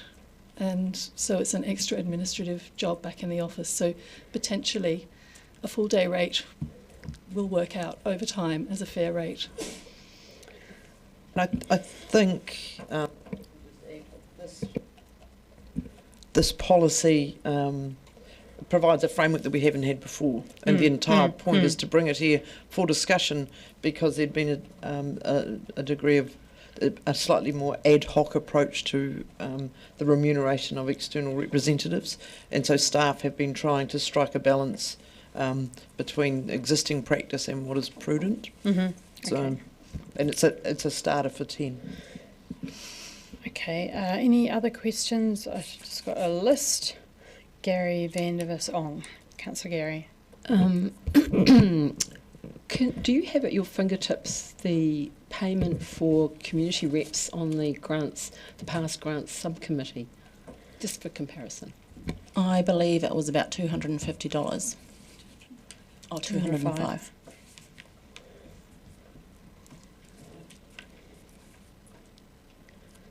Councillor Vandervis, then Councillor Ong.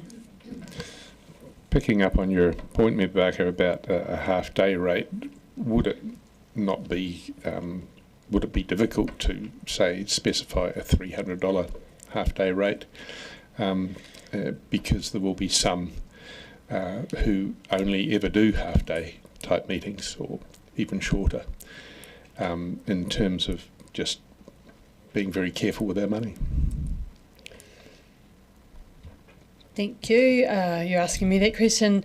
I'm just asking if it would be administratively difficult to do that, or if you think it's reasonable. That's a question for staff about the admin, and I've done a lot of research that I share with Councillor Lucas. I'm trying to find it at the moment, so I'll leave the staff to answer that one. I don't think there'll be any material difference from paying a full day to a half day for administration. Councillor Ong. Thank you, Your Worship. My question relates to the policy here, and I would say that this also applies quite broadly, whether it's external appointees, expertise that we seek, and training that we seek out as well for our community and our city council. I would just ask, do we have within this policy, or can we put into this policy, that we are going to seek out directly from the expertise that is based in Dunedin first?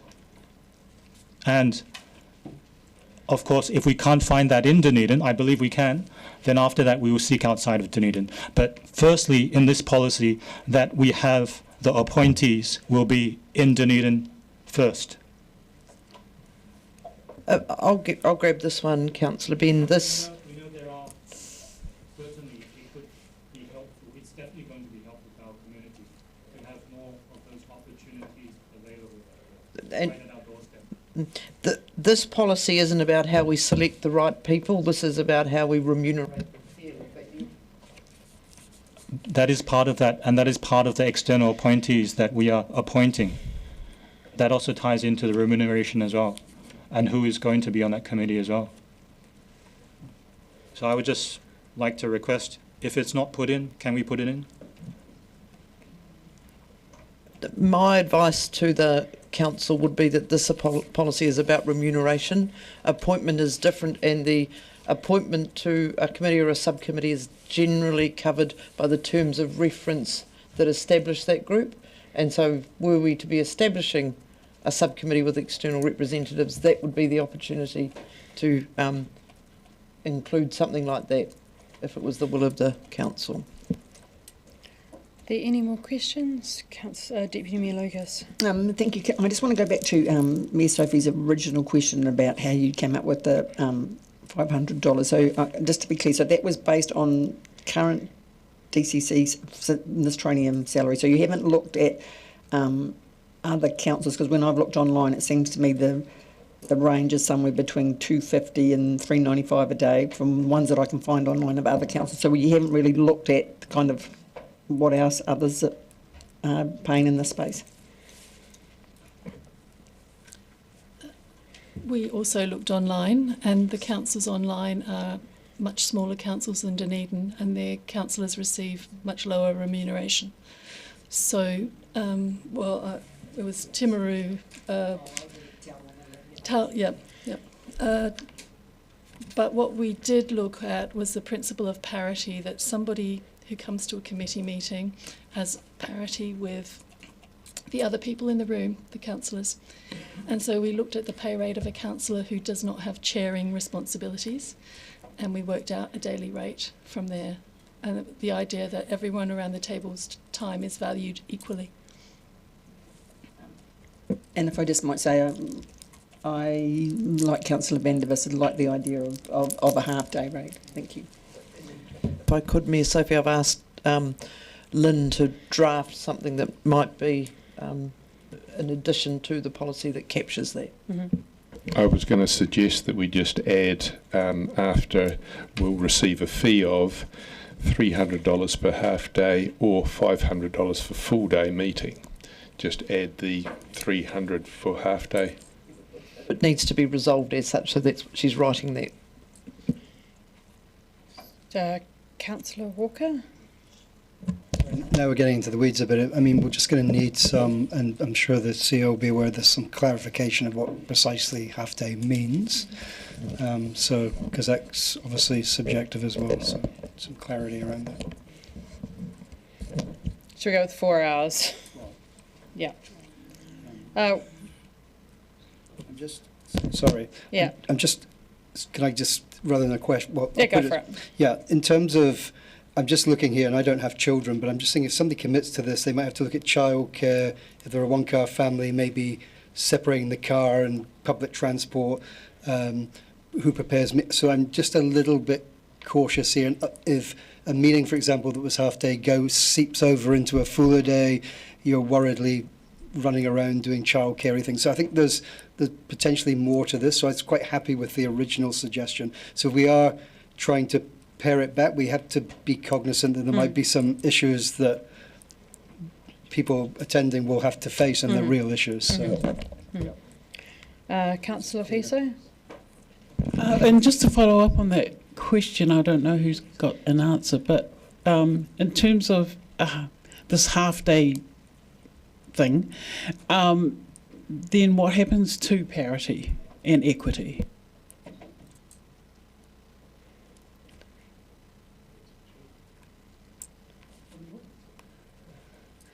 I think this is around a short half-day meeting versus a full meeting, and a full day if you think about that. And I guess I can ask this question now, is that the Runaka reps were paid $750 a day, so that is an item that perhaps a concern that has arrived at a $500 figure. So could you please explain about how that was arrived at? The 750. Well, how it changed from 750 to 500. I know it's talking about parity, but actually there is a cut there. Yeah. So equity, transparency, and parity has been the focus. We couldn't find the process that arrived at the previous amount, so we had nothing to work from. Okay. Councillor Walker. Again, just thinking on the hoof here, in terms of those of us who are RMA commissioners, wouldn't a better way around this being taking the 500, dividing it by 8 and having an hourly rate?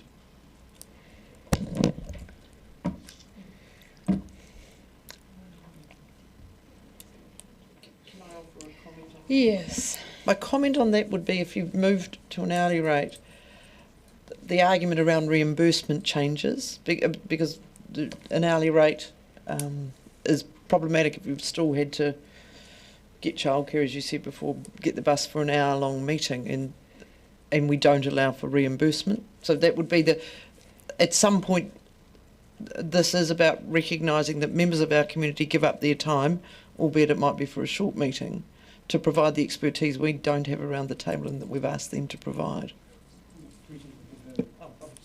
Yep. Try not to preach, I was trying to provide the rest now. Councillor Gary, then Councillor Treadwell.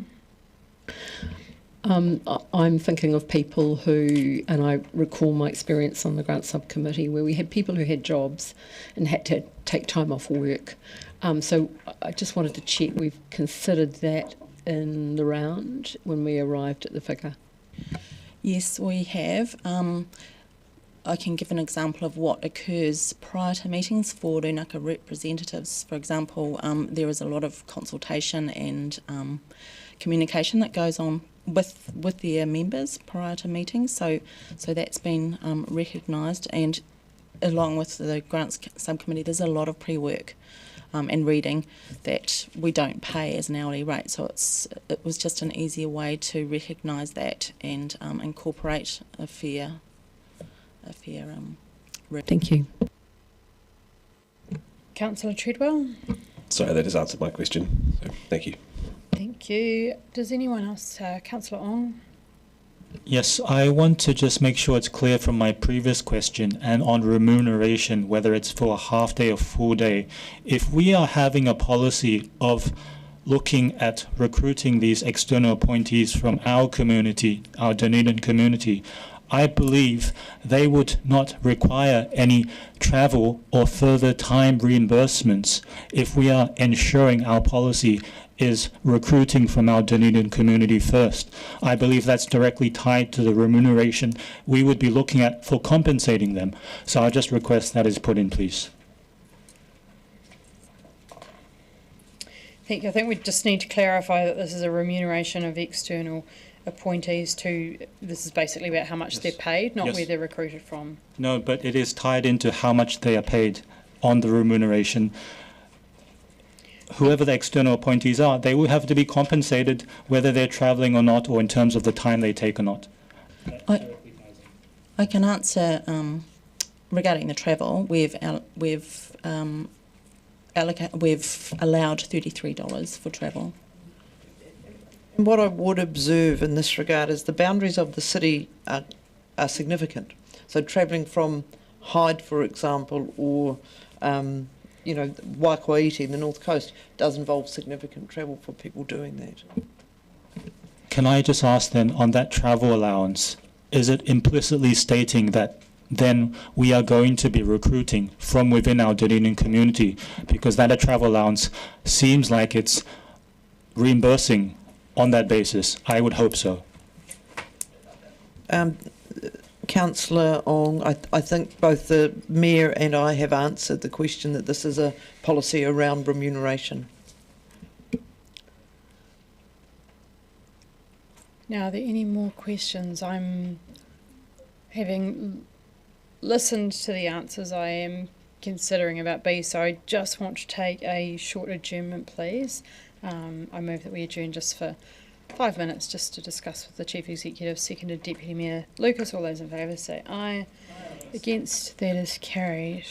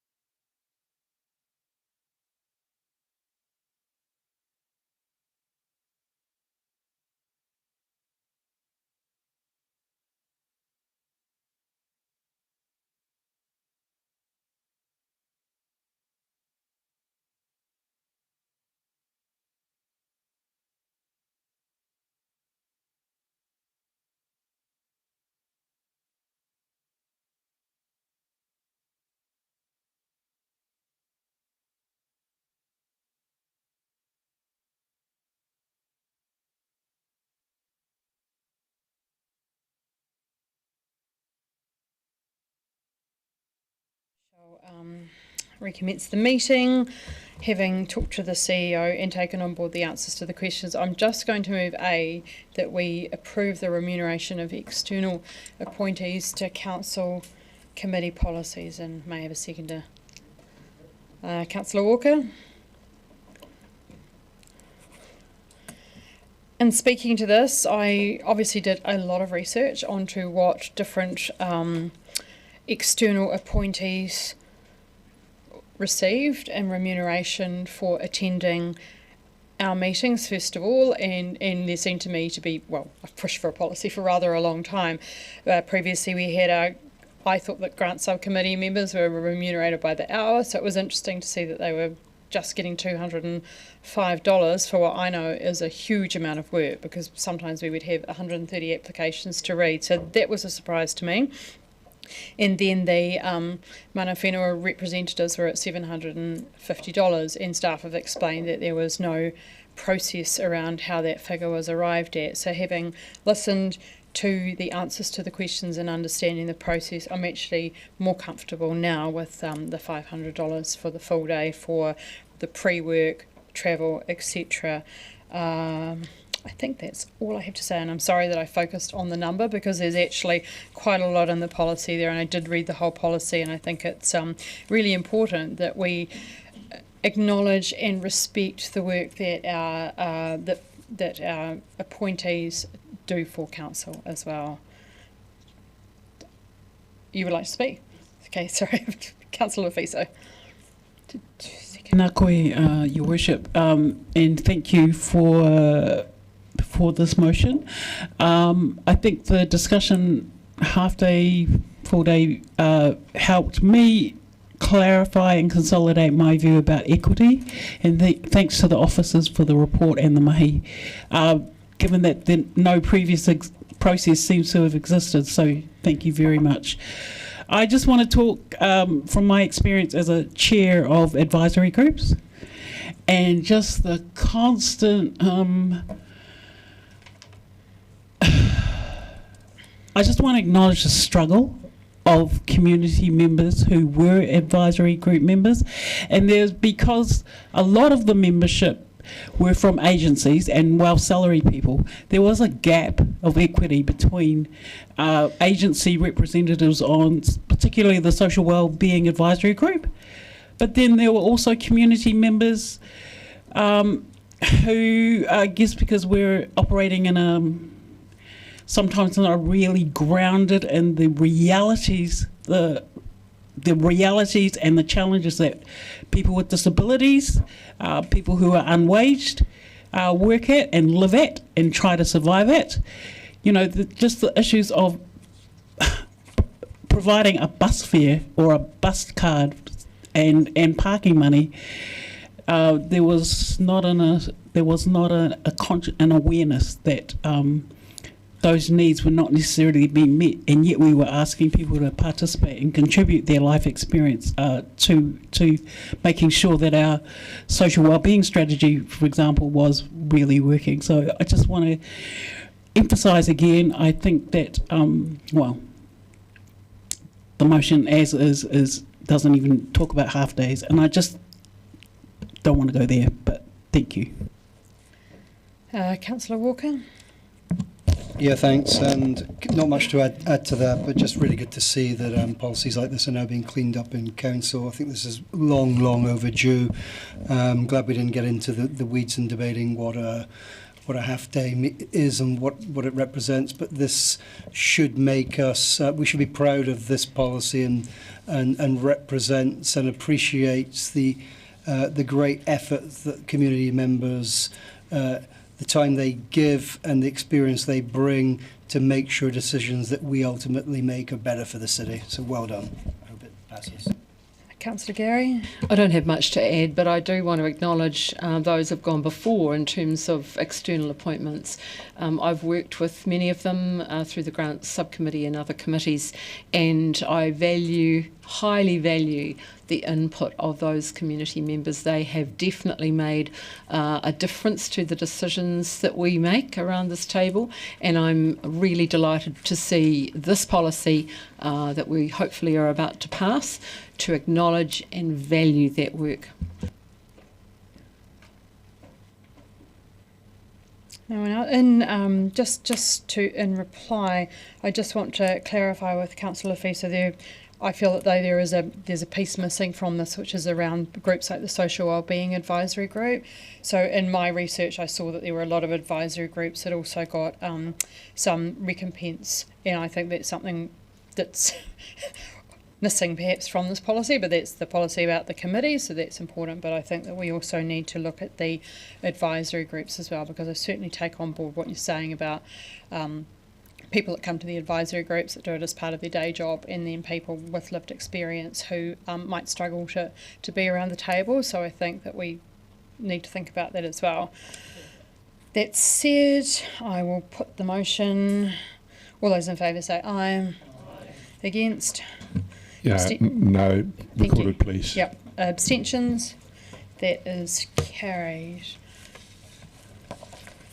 Right, number 9, appointment process for independent members of the Audit, Risk and Assurance Committee. And the Chief Executive would like to speak to this. Sorry, I just have a comment of clarification about this report, councillors.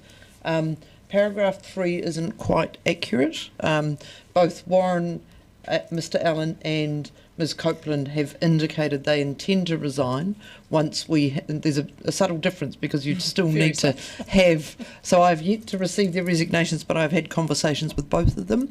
They will resign once a new, 2 new independent members have been selected and appointed to ensure that we have a continuity of independent representatives on that committee. So I apologise that that's an error. Councillor Vandervis. Just wondering if we could have some clarification on how that process for selecting will be carried out. We're currently advertising publicly. There's a EOI out in the market at the minute for people to put in expressions of interest, and then you have in front of you a paper that looks to establish a panel to assess those to bring to council for decision. Councillor Gary. Are we in question time? Or We're in question time. Oh, thank you. So I'll ask it as a question. Lost track there.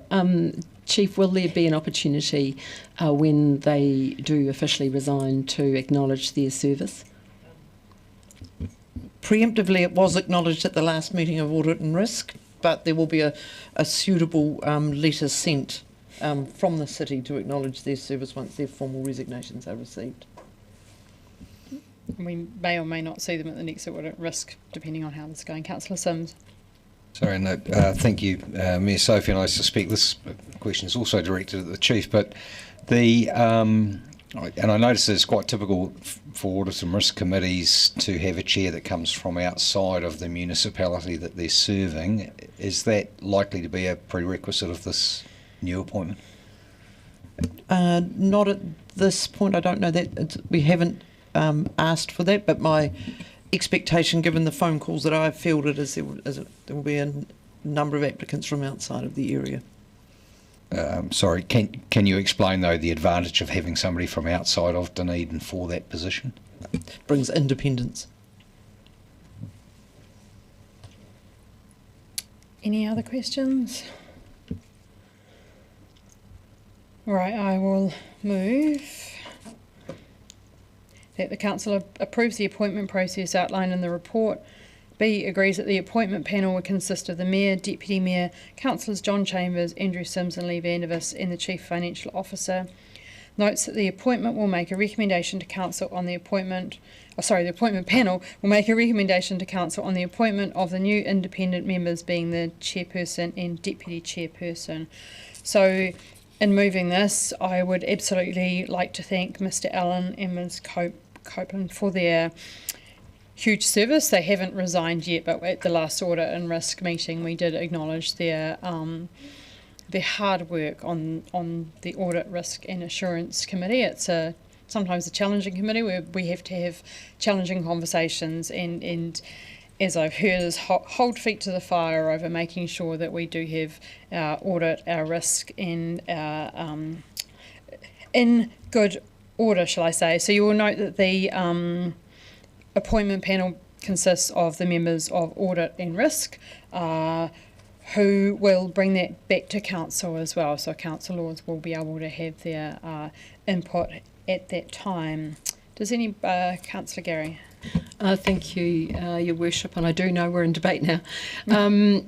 I just wanted to take this opportunity because I don't believe I was at the last meeting of Audit and Risk. I'm no longer a member of that, but as a former member of that committee, I just want to speak to the utter professionalism of Ms Copeland and Mr Allen, inspiring, and their service has been considerable. It was an absolute joy to serve on that committee under Mr Allen's chairpersonship and alongside Ms Copeland, so just wanted to take the opportunity to say that and thank them. Thank you. Are there any other speakers? In that case, I will put the motion. All those in favour say aye. Against, abstentions, that is carried, and we will move on to the financial report. Ms Allen and Mr McAuliffe will speak to the report.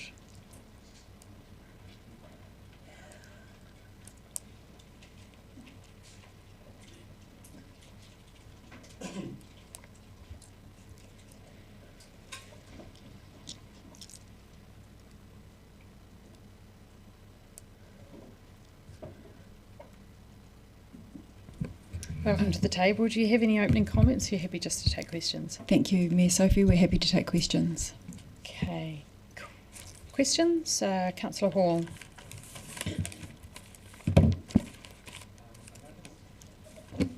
I noticed the deficient was 11.7 million favourable to the budget. How much of that is genuine efficiency versus timing and or deferrals?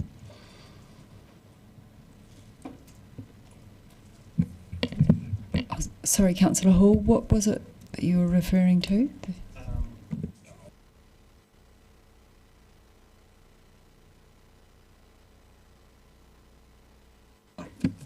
Unsealed and sealed pavement maintenance was actually no. I'll come back to you. Councillor Mayhem, then Councillor Lund. I see that a lot of budgets were very favourable, and a lot of that is to do with time deferrals. I wonder if this raises any concerns for our next financial year's budget, that things will roll over, and do you have any worries about the next year's budget? Thank you, Councillor. Yes, a number of those projects will be carried forward into next year's budget, and so that would create a reasonably large capital program, so we're reviewing that at the moment. That will come to councillors in the March meetings. I can't remember what page this is on, I'm scrolling quickly, but it's the lines that relate to Task Force Green, and there seems to be no budget item attached to them. Is it because Task Force Green are miracle workers and resourceful, or do we not resource them? Thank you, Councillor. I think the line that you're referring to is in the capital plan on page 21. 121 of my paper, of these papers. Bottom of the page. Thank you. My one's missing a one in front of it. The bottom of the page there, that relates to any tools that are required for their replacement, not their operational needs. So if they need some more shovels, tools, etc., then that's a $5,000 budget allocated for that, which hasn't been needed so far. Thank you for explaining that. Yes, they're well resourced. Excellent. Councillor Lund.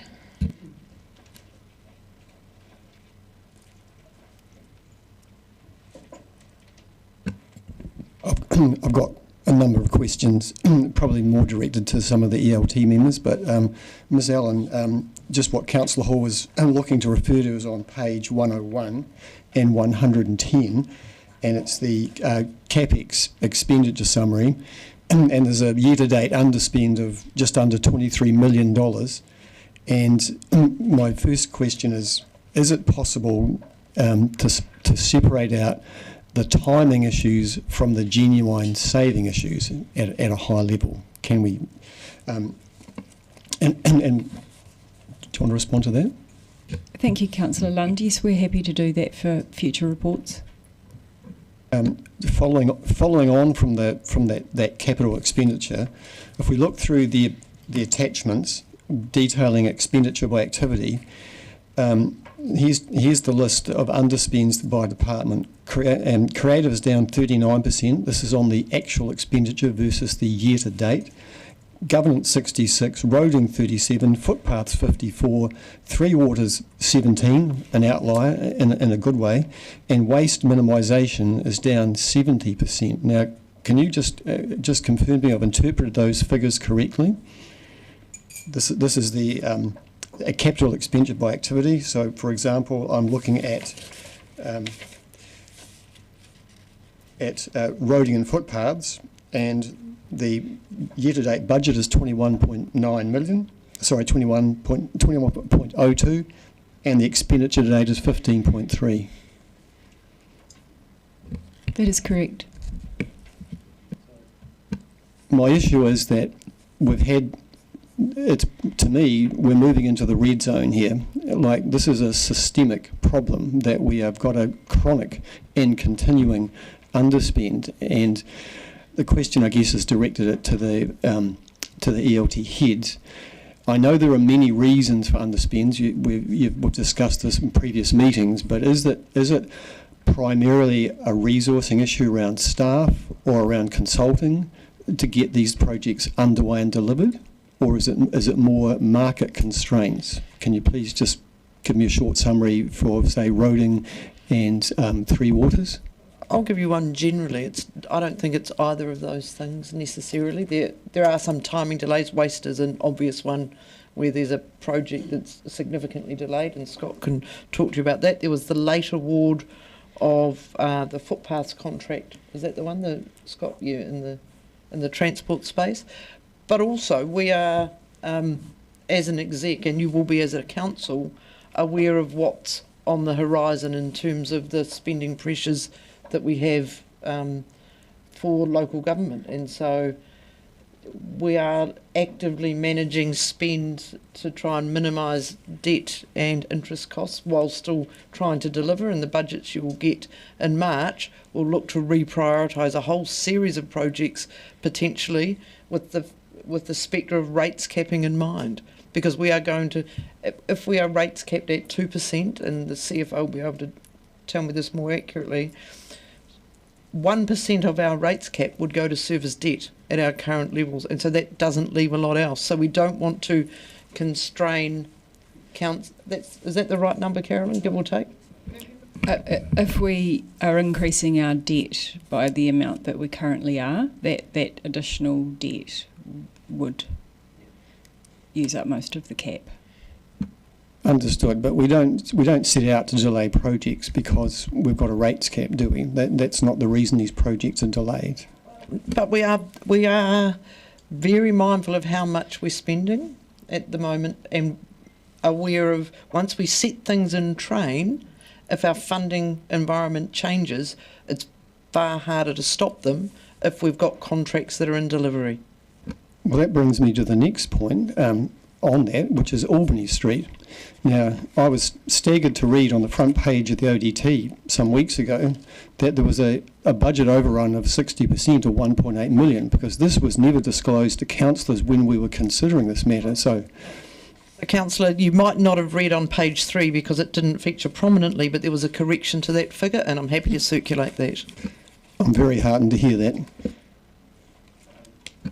My next question around CapEx, there is a note in the on page 111 around the Edgar Centre. It's talking that the project was favourable because of timing issues. can I have confirmation if any design work has begun on the Edgar Centre re-roof and at what stage it is?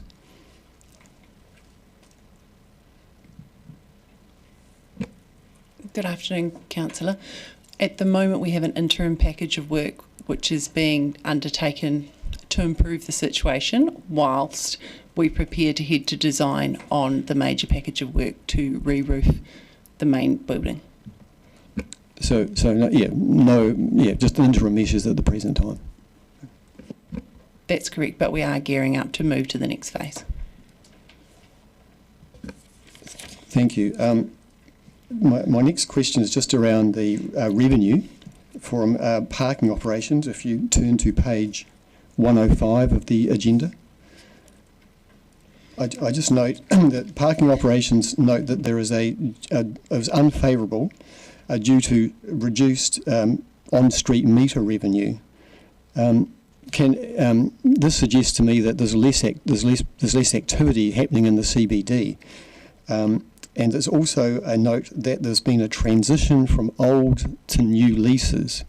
Can I have a confirmation that those leases, are presuming to the car park operators, are seamless? And if there's a reduction, does that mean we're receiving less in the annual leases because they're able to achieve less revenue from their car parking operations? Twofold. We had a really ambitious budget for parking operational revenue for on-street meters. We're not meeting that budget at the moment. We still have growth on previous years and quite good growth, but we're not quite meeting our target, our budget. And the second one, the leases aren't referring to parking operators. They're talking to individual leases in some of our leased parking areas where there's a transition period from one rate to the new rate, and that crossover's caused a bit of reduction in rent from what we expected. Thank you. Sorry, Councillor Lunn, can I just give some other councillors just a chance, and then I'll add you back to the list. Councillor Chambers, then Councillor Ong. Yeah, thank you.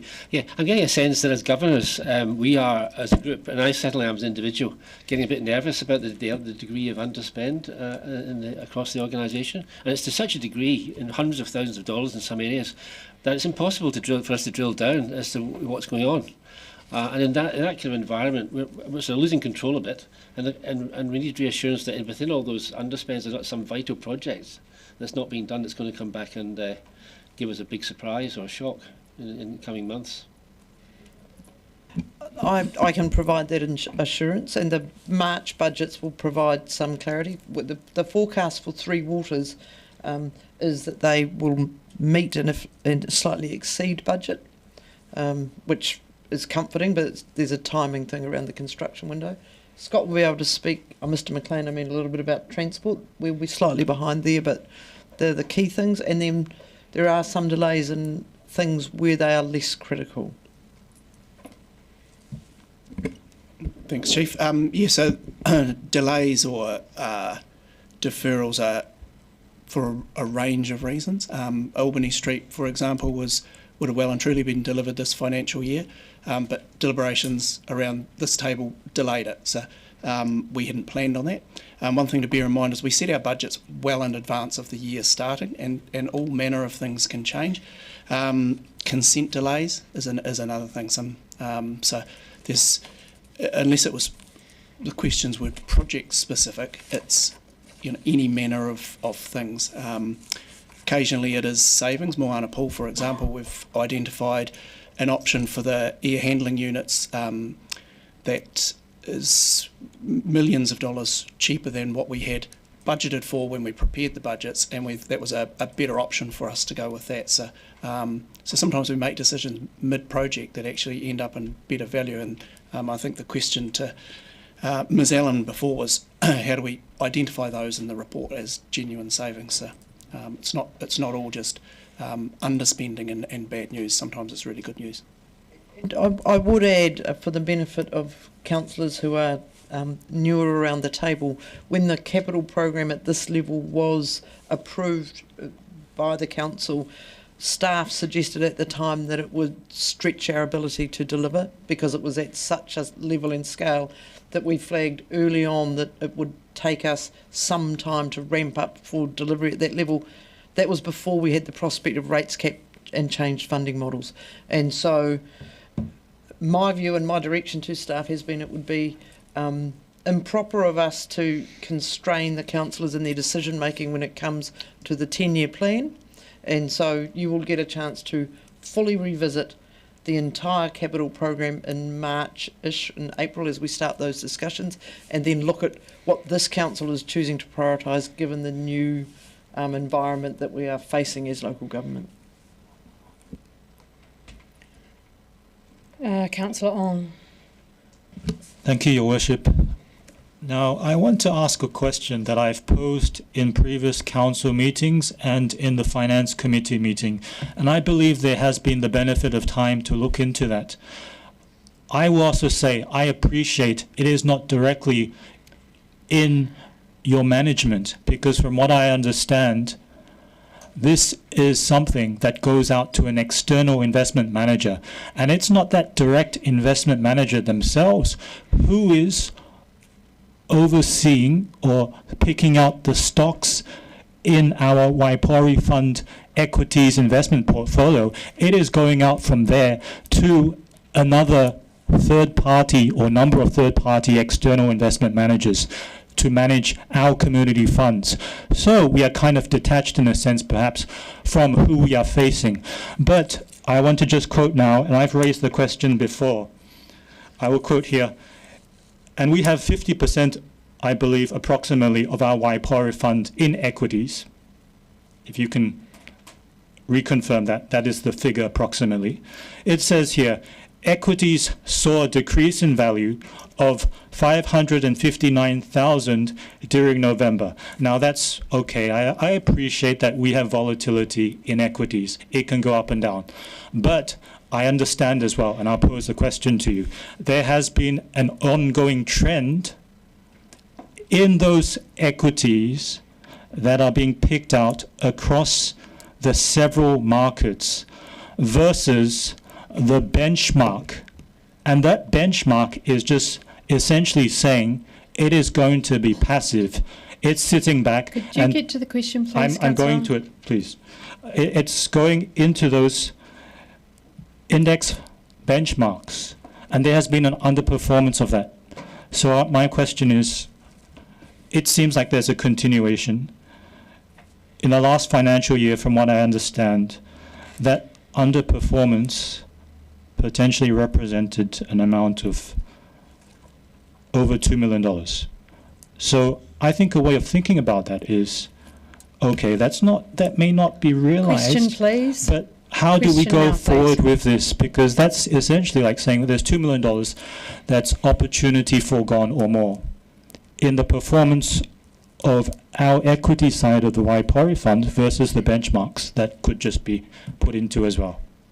And my other question is, could you confirm, please, the structure of that investment management externally? I believe it's been semi-addressed. If you can just clarify that again to me, please. Thank you, Councillor Ong. As we've indicated at previous meetings, Council have asked DCHL to review the Waipori Fund SIPO, so we've asked for them to look at investment options, different levels of risk, and they will bring that back to this committee. Council also receive a quarterly, that detailed report on the Waipori Fund, so we'll have one coming to the next council meeting. Your next question was? Yes, so this has been highlighted in the previous meetings. When would that be to review that underperformance versus the benchmark and the opportunity cost foregone for our community potentially as well in what we could be having coming in?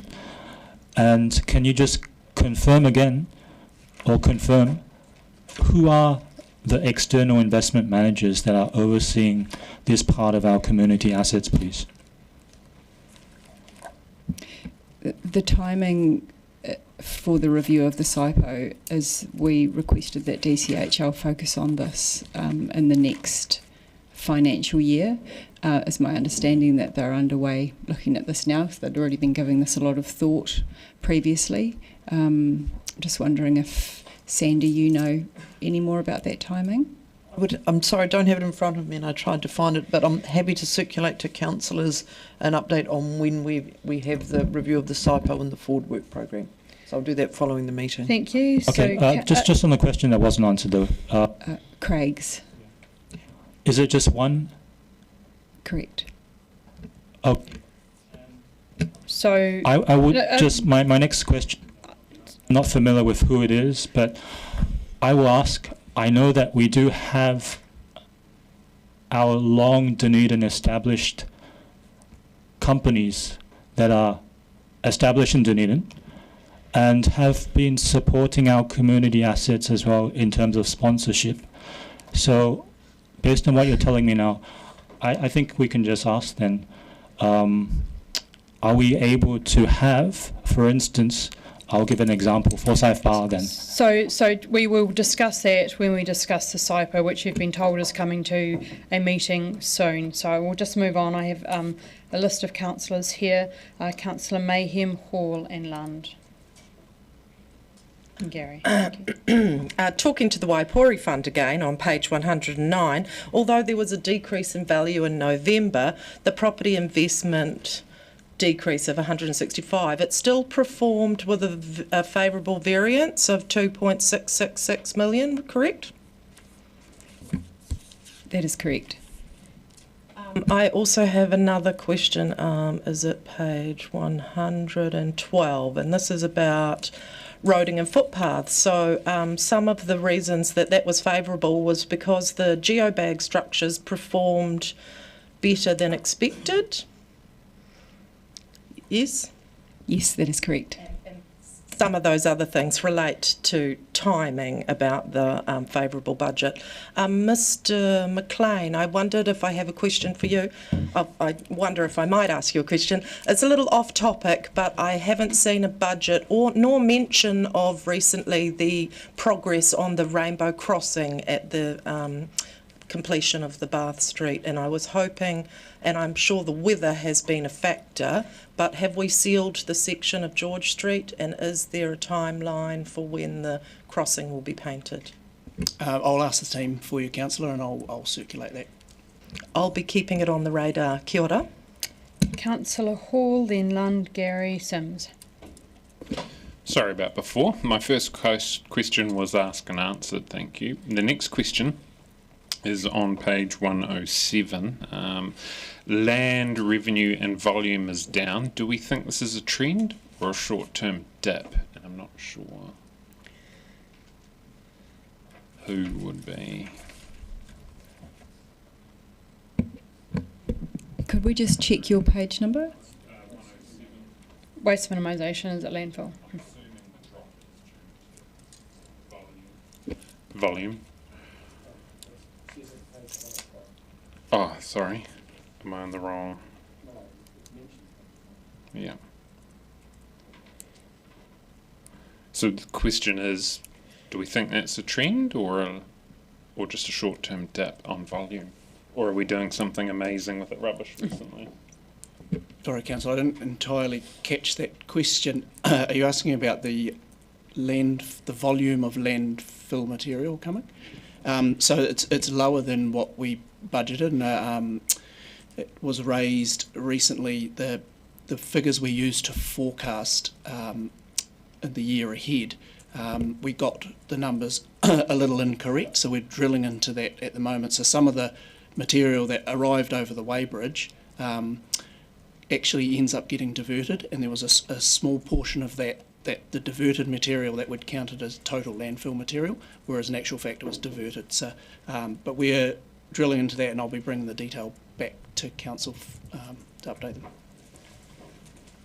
After the Win event in October, some of the maintenance was pushed out. Did we catch up on that, or wasn't it too big of a push out on the...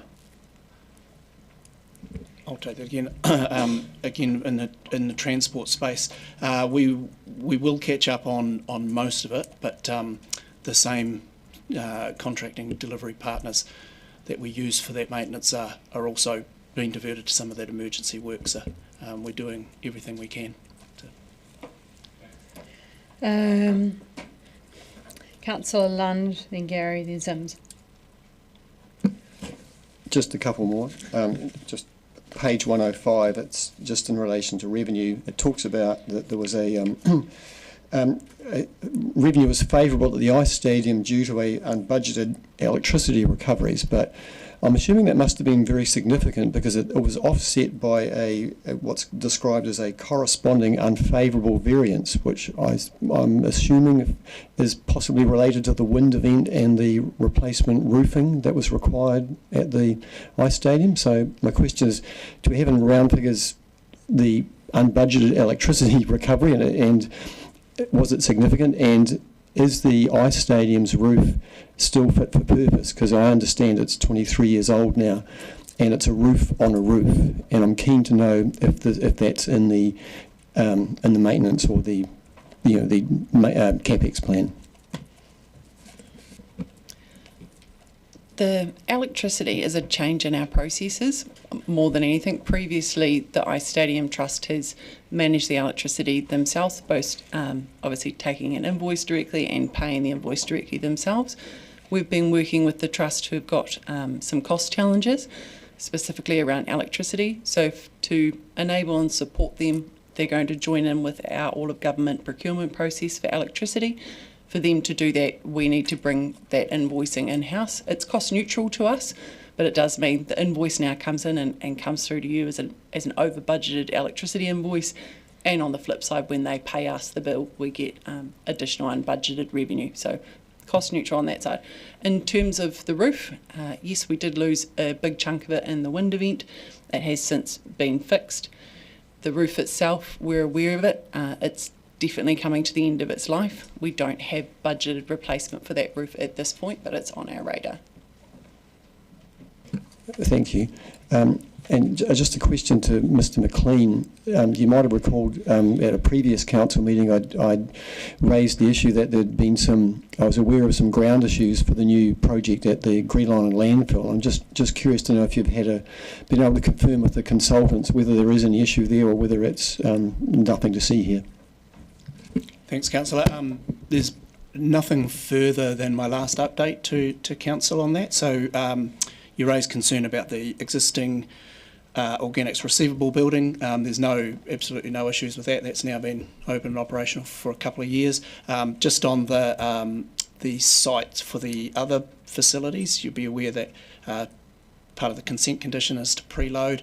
So the site dig out and preparation is almost complete, and preloading begins in the next couple of weeks.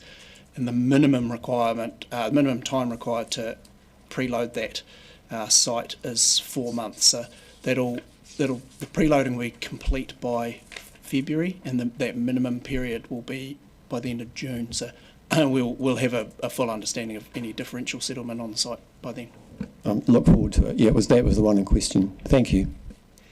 Councillor Gary. Thank you, Your Worship. Page 108, and I was delighted to see that the LED streetlights are performing more efficiently than anticipated. I remember when we went with that project, but the question I have is around the insurance, and I noticed that it's favourable, which surprised me, and there was a partial refund of the prior year's earthquake levy. Do you have any further information about that? Thank you, Councillor. Yes, our renewal at 30 June or 1 July, we did get lower premium costs than anticipated. And then on top of that, we were issued with this partial refund for prior years. So, yes, good news. So was that a mistake that they had made, or in terms of the refund? Because that's unusual. The rate that was charged, I think it was in about 2023, was higher than what it should have been, and so this is just a couple of years later working through that and crediting it. So can I take from that insurance costs are sort of levelling out, because we had a period when they were climbing alarmingly, and do you feel they're sort of levelling out, notwithstanding the recent weather event up north? For council's premiums, they reduced. Yes. And my other question is around page 114, and thank you, because I asked some time ago, and staff have put the supplementary information in since then, and it's greatly appreciated. So this is around the October rain event. Can I ask, are we doing similar and can I ask if we could, if we're not, for the wind event? Because it's very important that we understand the costs from these extreme weather events. And I know some of the costs are not able to be captured, but where they can be, are we able to keep a running total of those for the wind event? Yes, I'm getting nodding in the back there, so yes, we can. One thing I do appreciate is that it's got a very long tail. Yeah, thank you. Councillor Sims, then Councillor Lund. Councillor Sims. Thank you, Mayor Sophie. I think this is speak directed at Mr McLean. And I noted your explanation to Councillor Hall regarding his question about waste minimisation, but I note on page 108 there's also a very specific statement saying that the curbside collection or the red bin collection was significantly lower than anticipated. Can you confirm that that's correct? Yes, that's what I understand, yep.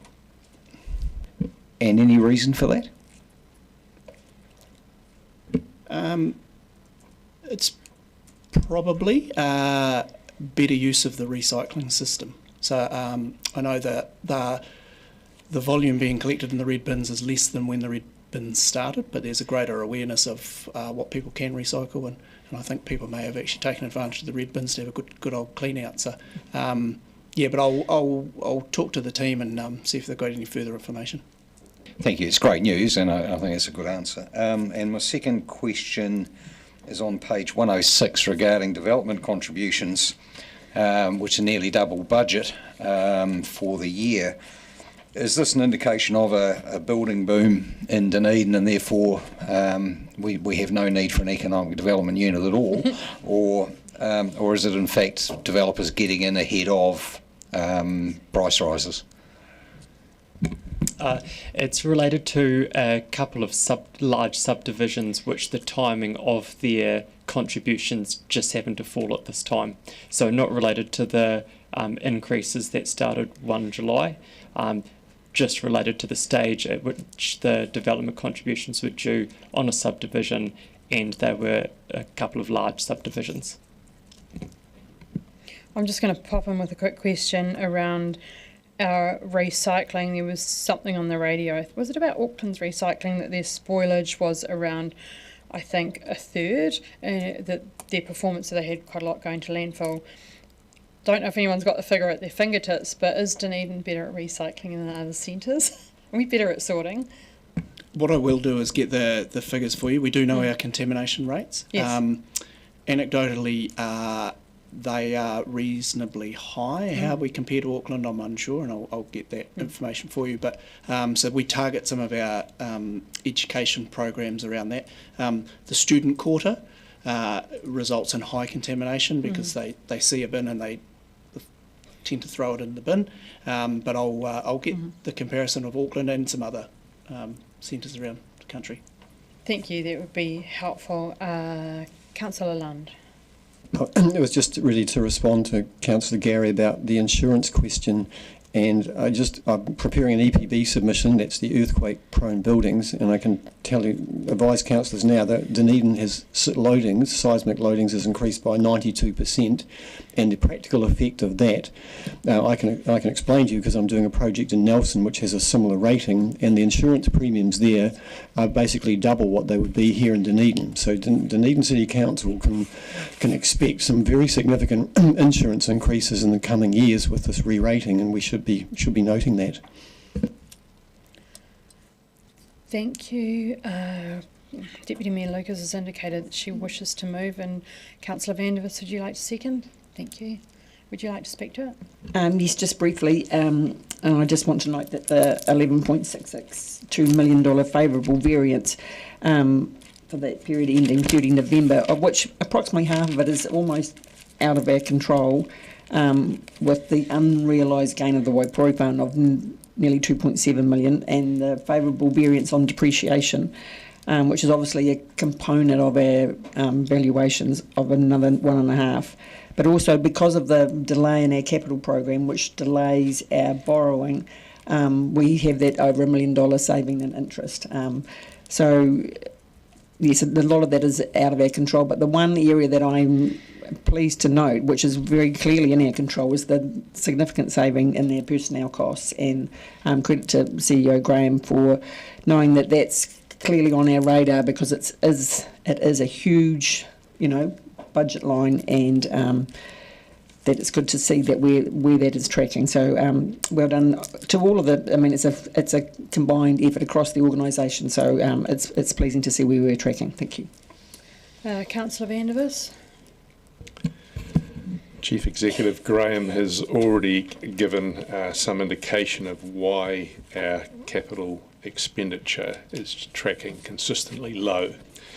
The Councillor Chambers' comment that he's nervous about the underspend, I would share that nervousness if there were core services that weren't being progressed, and I understand that that's not the case. I'm actually really very grateful and relieved that our capital spend is significantly down and has been tracking down for most of the year. It's only a few years ago when we had capital spends at one extreme case that were running 25% above budget. And these capital spends are one of the reasons we've ended up with so much debt. So I'm very happy that there's been a very cautious approach by staff. The explanation that these budgets were made prior to the flagged 2% rates cap. These budgets were made on the back of some quite adventurous spending by the previous council, and the fact that we are going to maintain a lower capital spend bodes really well for us actually being able to manage to get somewhere near the 2% rates cap that's coming in future.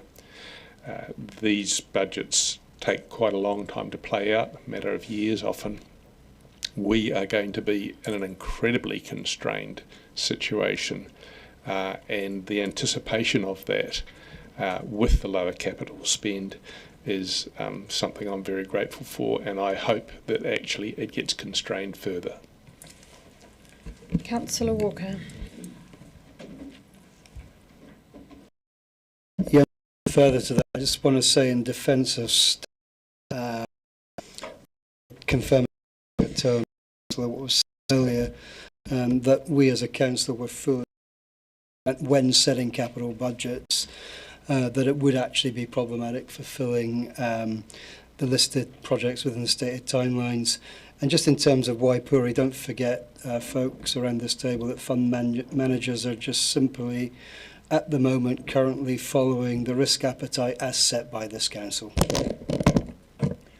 Councillor Gary. Thank you, Your Worship. Several quite different things I want to comment on. I want to comment on the pie graph on page 111, which shows what we're spending, what activities we're spending for capital expenditure. And I note that we're spending 50% on Three Waters and 25% on roading and footpaths. So it's important that we note that in this time when there's all sorts of commentary out there about that horrible phrase of nice to have, etc. The other thing I want to comment on is, as I mentioned before, the separate supplementary information. I thank the staff for that, and it is so important that we have a really good, solid understanding of the costs of these extreme weather events as a result of climate change and the very, very long tail that they have. I'm heartened by the information around insurance, but I doubt that will last. And my final comment is around the commentary around the reduced CapEx spend. I have had much commentary from the community where they are expecting various projects to be underway by now or finished by now, and are very concerned after having come to speak to us at various hearings over multiple years and previous long-term plan, annual plan or whatever, as the community does, and we've made decisions, then there is an expectation of the community we will carry those out. So we need to be very conscious of that, notwithstanding the rates cap. But let's remember there's an election this year too. So thank you to staff, a significant amount of work being done, and I do find that information on page 114 particularly helpful. Councillor Sims. Thank you, Mayor Sophie, and I guess to echo some of the comments from Councillor Vandervis, I'm certainly incredibly encouraged by statements from the Chief Executive Officer and supported by some recent actions that the Council is acting in anticipation of a much more constrained financial environment. Many of these actions are tough on staff, however, and we must recognise the potential effect of organisation of what may lay ahead. I would certainly encourage anything that we can do now to ease the measures required in the future will ultimately be the best for everyone.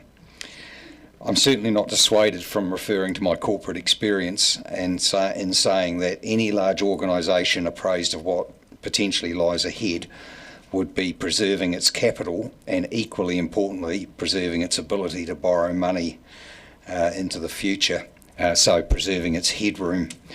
I would certainly encourage that that we continue with that line of thinking, and that we absolutely avoid any unnecessary capital expenditure in the years ahead. Thank you. Thank you. No one else. You're right of reply, Councillor Lucas. Therefore, I will put the motion. All those in favour say aye. Aye. Those against, abstentions. That is carried. Move on to item 11, updates to the meeting schedule for 2026. Ms Moran and Ms Harrison will speak to the report.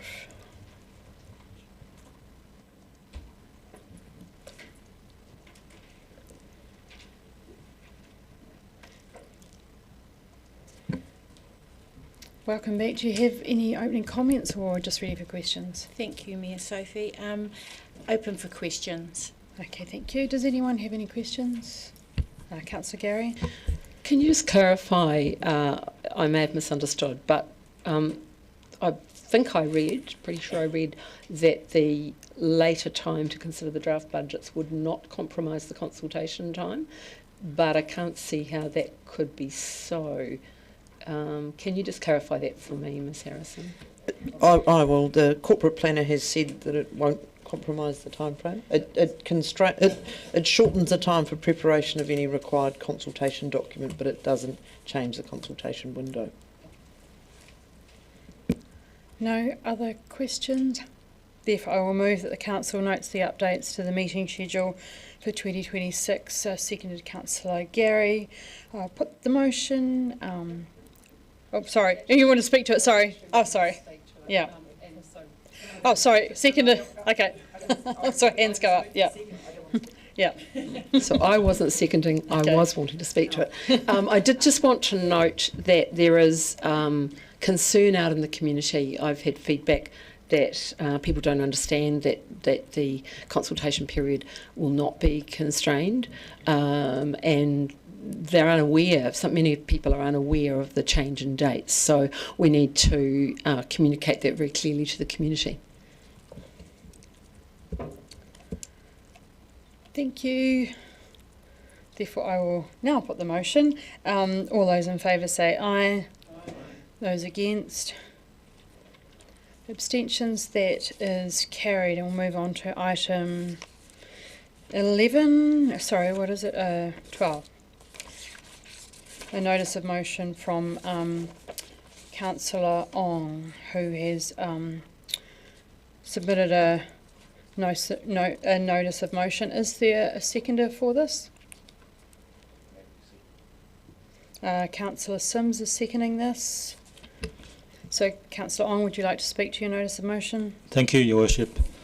Since our great city's founding, philanthropy and corporate contributions of individuals, families and businesses have played a very crucial role in enabling projects that strengthen our social, cultural and economic foundations. This is reflected in our institutions such as our University of Otago, whose establishment and growth were well supported by both public commitment and philanthropic endowment.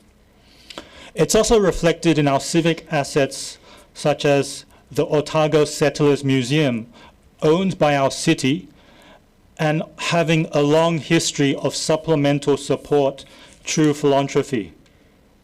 It's reflected in our fantastic Forsyth Bar Stadium and their long-standing corporate contribution since the time that our stadium was built. And in the same way, it's also reflected in our multi-sports indoor facility, the Edgar Centre.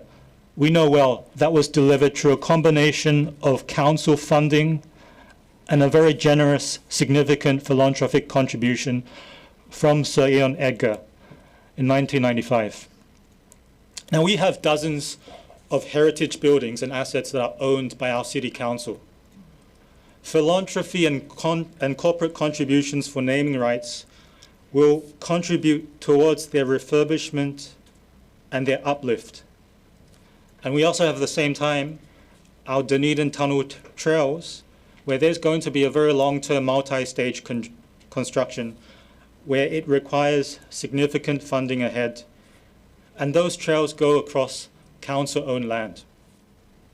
So if we have an opportunity to recognize naming rights for these contributions that we need across the assets of our community, that is going to accelerate what we need.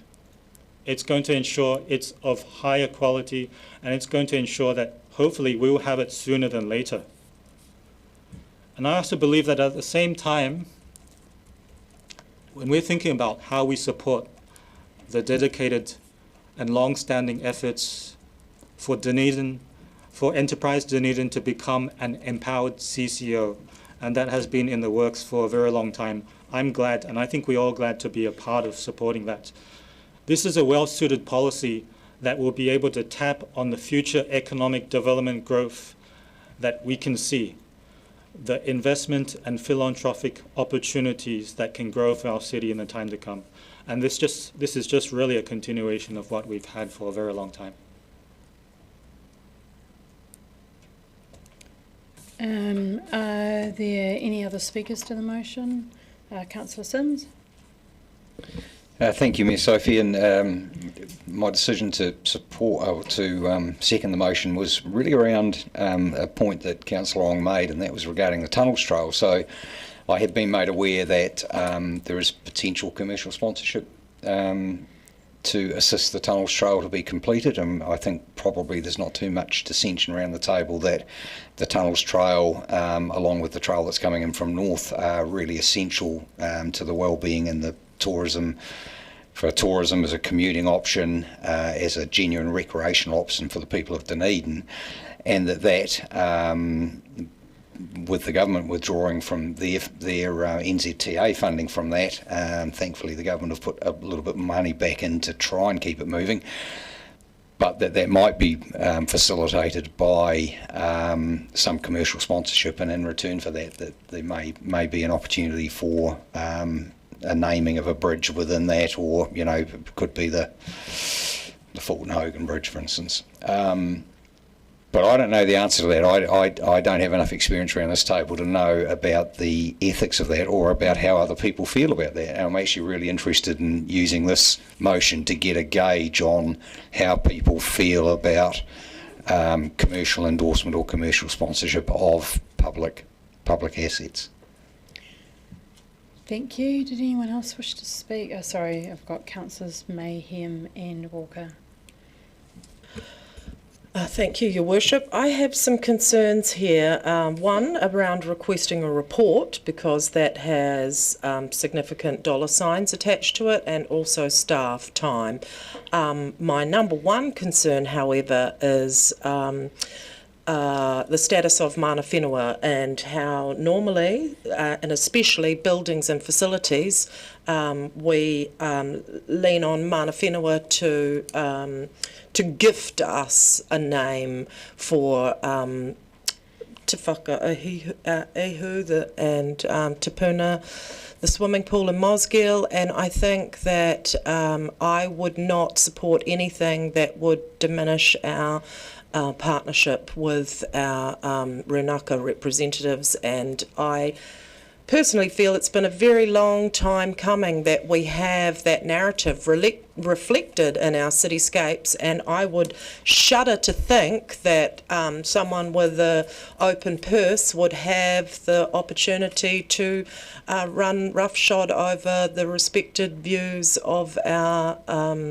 local mana whenua, and to me that is the bottom line, even though it says here, inconsistent with Te Tiriti obligations, I would not see how that would properly pan out, and I think it would be a waste of our staff resources to get behind this.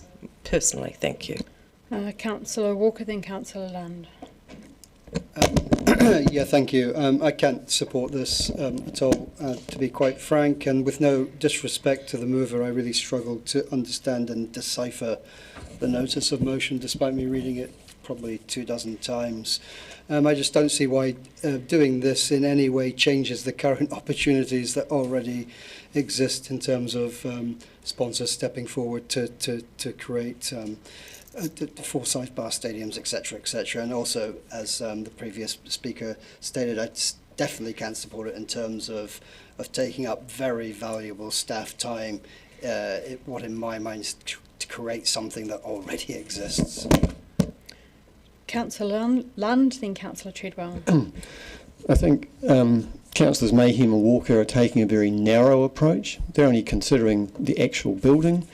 If we go to any museum overseas, there's galleries that have different names. There's all sorts of opportunities to have naming rights for spaces within the buildings. There was no threat to any mana whenua or any of that regard. This is purely to finding additional opportunities. I think it's mean-spirited that we use the example that we can't have a staff report. This is not going to be a large staff report, and I don't think we should never underestimate the power of a naming right, particularly for someone who's not as potentially as philanthropic. It's done all around the world. I see no reason why we cannot support this. Councillor Treadwell. Tēnā koe, Your Worship, and thank you, Benedict, thank you, Councillor Ong, for your preparation of this notice of motion.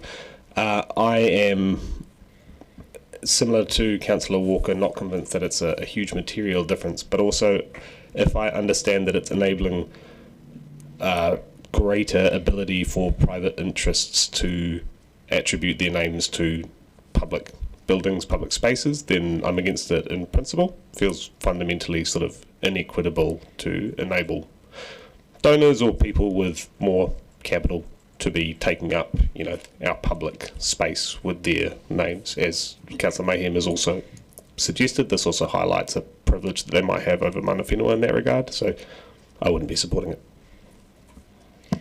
Councillor Lucas and Councillor Fiso.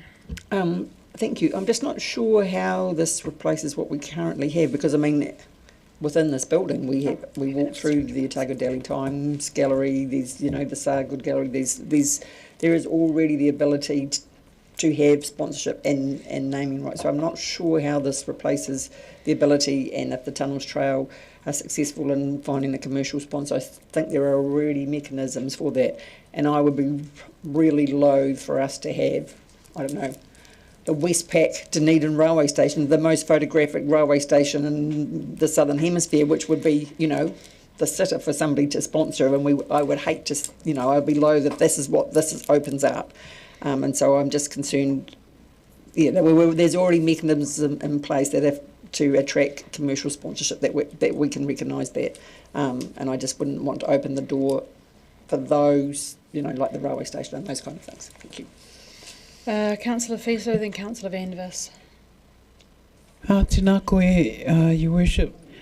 I just want to thank Councillors Walker and Mayhem for raising a point that I hadn't actually really fully considered, and I just want to reiterate Councillor Mayhem's reference to mana whenua, given that, as I've said before, this is their land, this is mana whenua's land and nohe, and I'm just looking at Councillor Ong's notice of motion. It just immediately inspired me, I don't know why, to think of the stadium debate, which was fast and furious, and we're still paying for that, for the cost of that.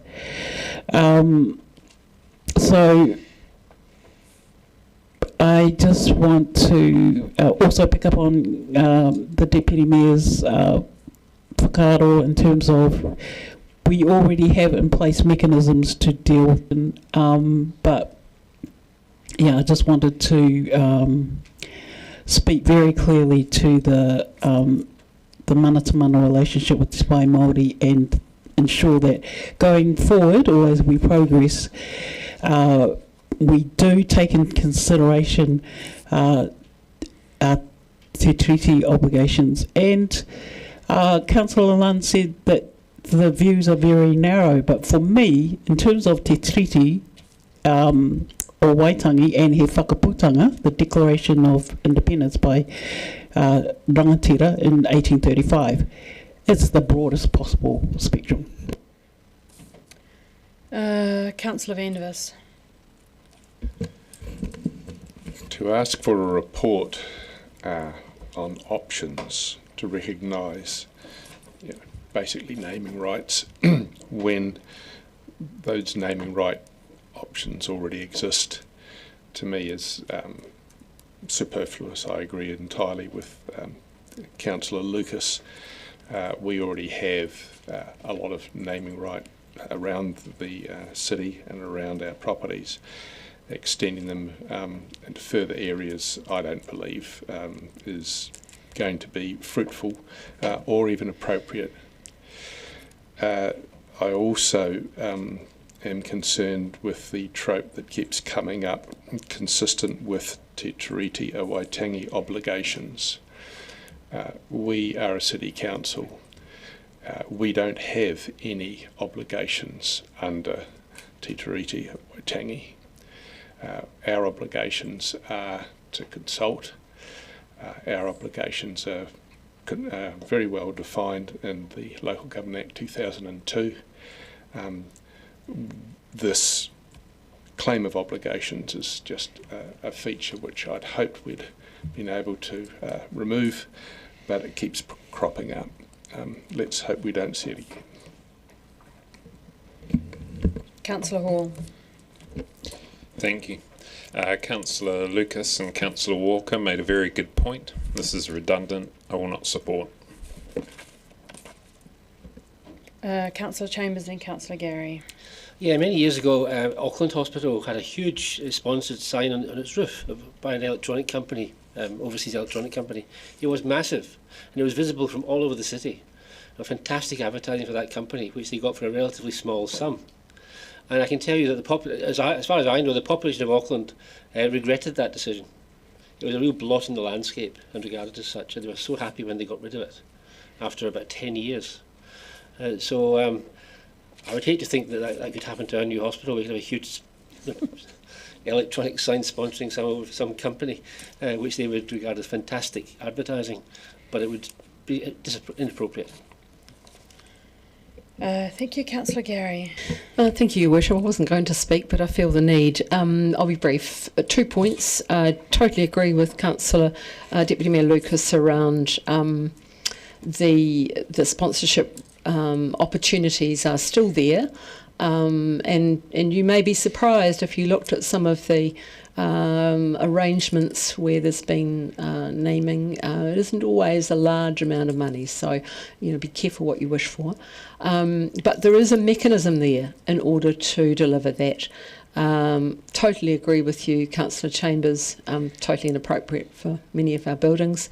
And my final point is we may not have obligations in the legal sense as my colleague has described, but we certainly have moral obligations, and we are committed to Te Taki Haururu and to Pai Māori, and to not consider mana whenua. Mana whenua in this particular discussion would be extremely offensive. Right, I too have an opinion on this, and I've listened to what everyone around the table has to say. My notes pre this meeting were especially around staff workload and creating reports when we already have processes in place for sponsorship, for building names, roading names, etc. As Councillor Lucas and Councillor Vandervis have said, those are already in there. When we are designing projects and raising sponsorship, because I know Councillor Sim talked about raising sponsorship for trails, and that is important, but this is on a case-by-case basis, and those are recognised within the project parameters as well. So I can't support this because we already have processes and obligations to our community in place. So no one else wishes to speak. Councillor Ong, your right of reply.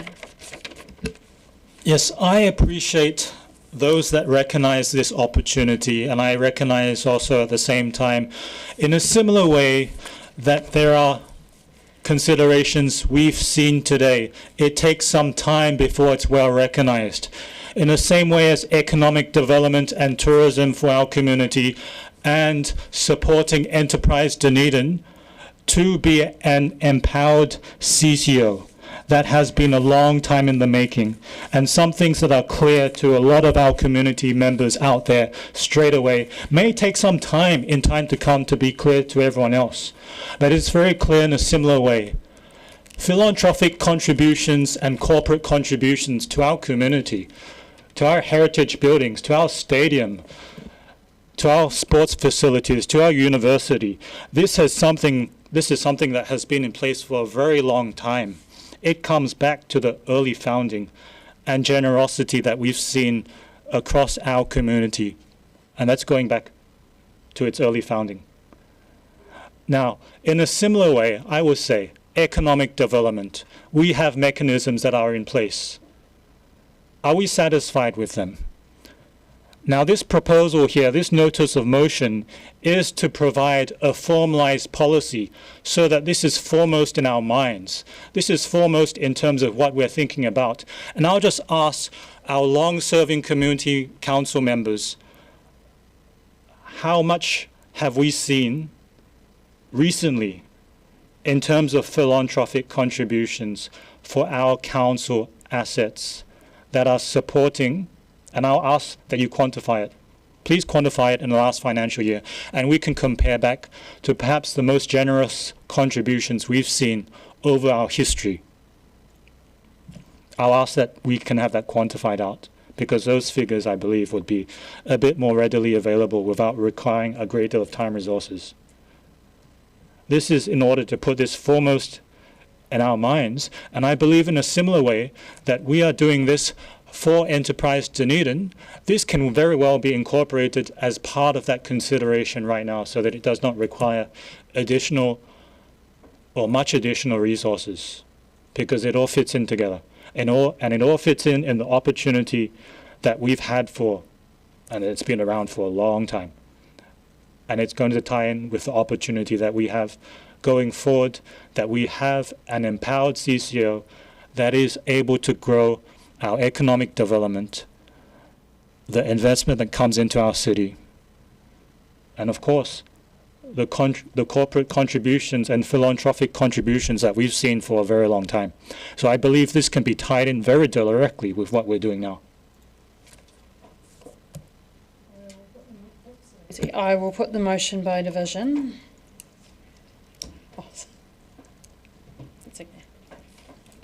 Councillor Chambers. No. Councillor Gary. No. Councillor Hall. No. Councillor Lefiso. No. Councillor Lucas. No. Councillor Lund. Yes. Councillor Mayhem. No. Councillor Ong. Councillor Sims. No. Councillor Treadwell. No. Councillor Vandervis. No. Councillor Walker. No. Councillor Weatherall. No. Mayor Sophie. No. Motion lost 12-2. Thank you everyone for your attendance at the meeting, and I now declare the meeting closed.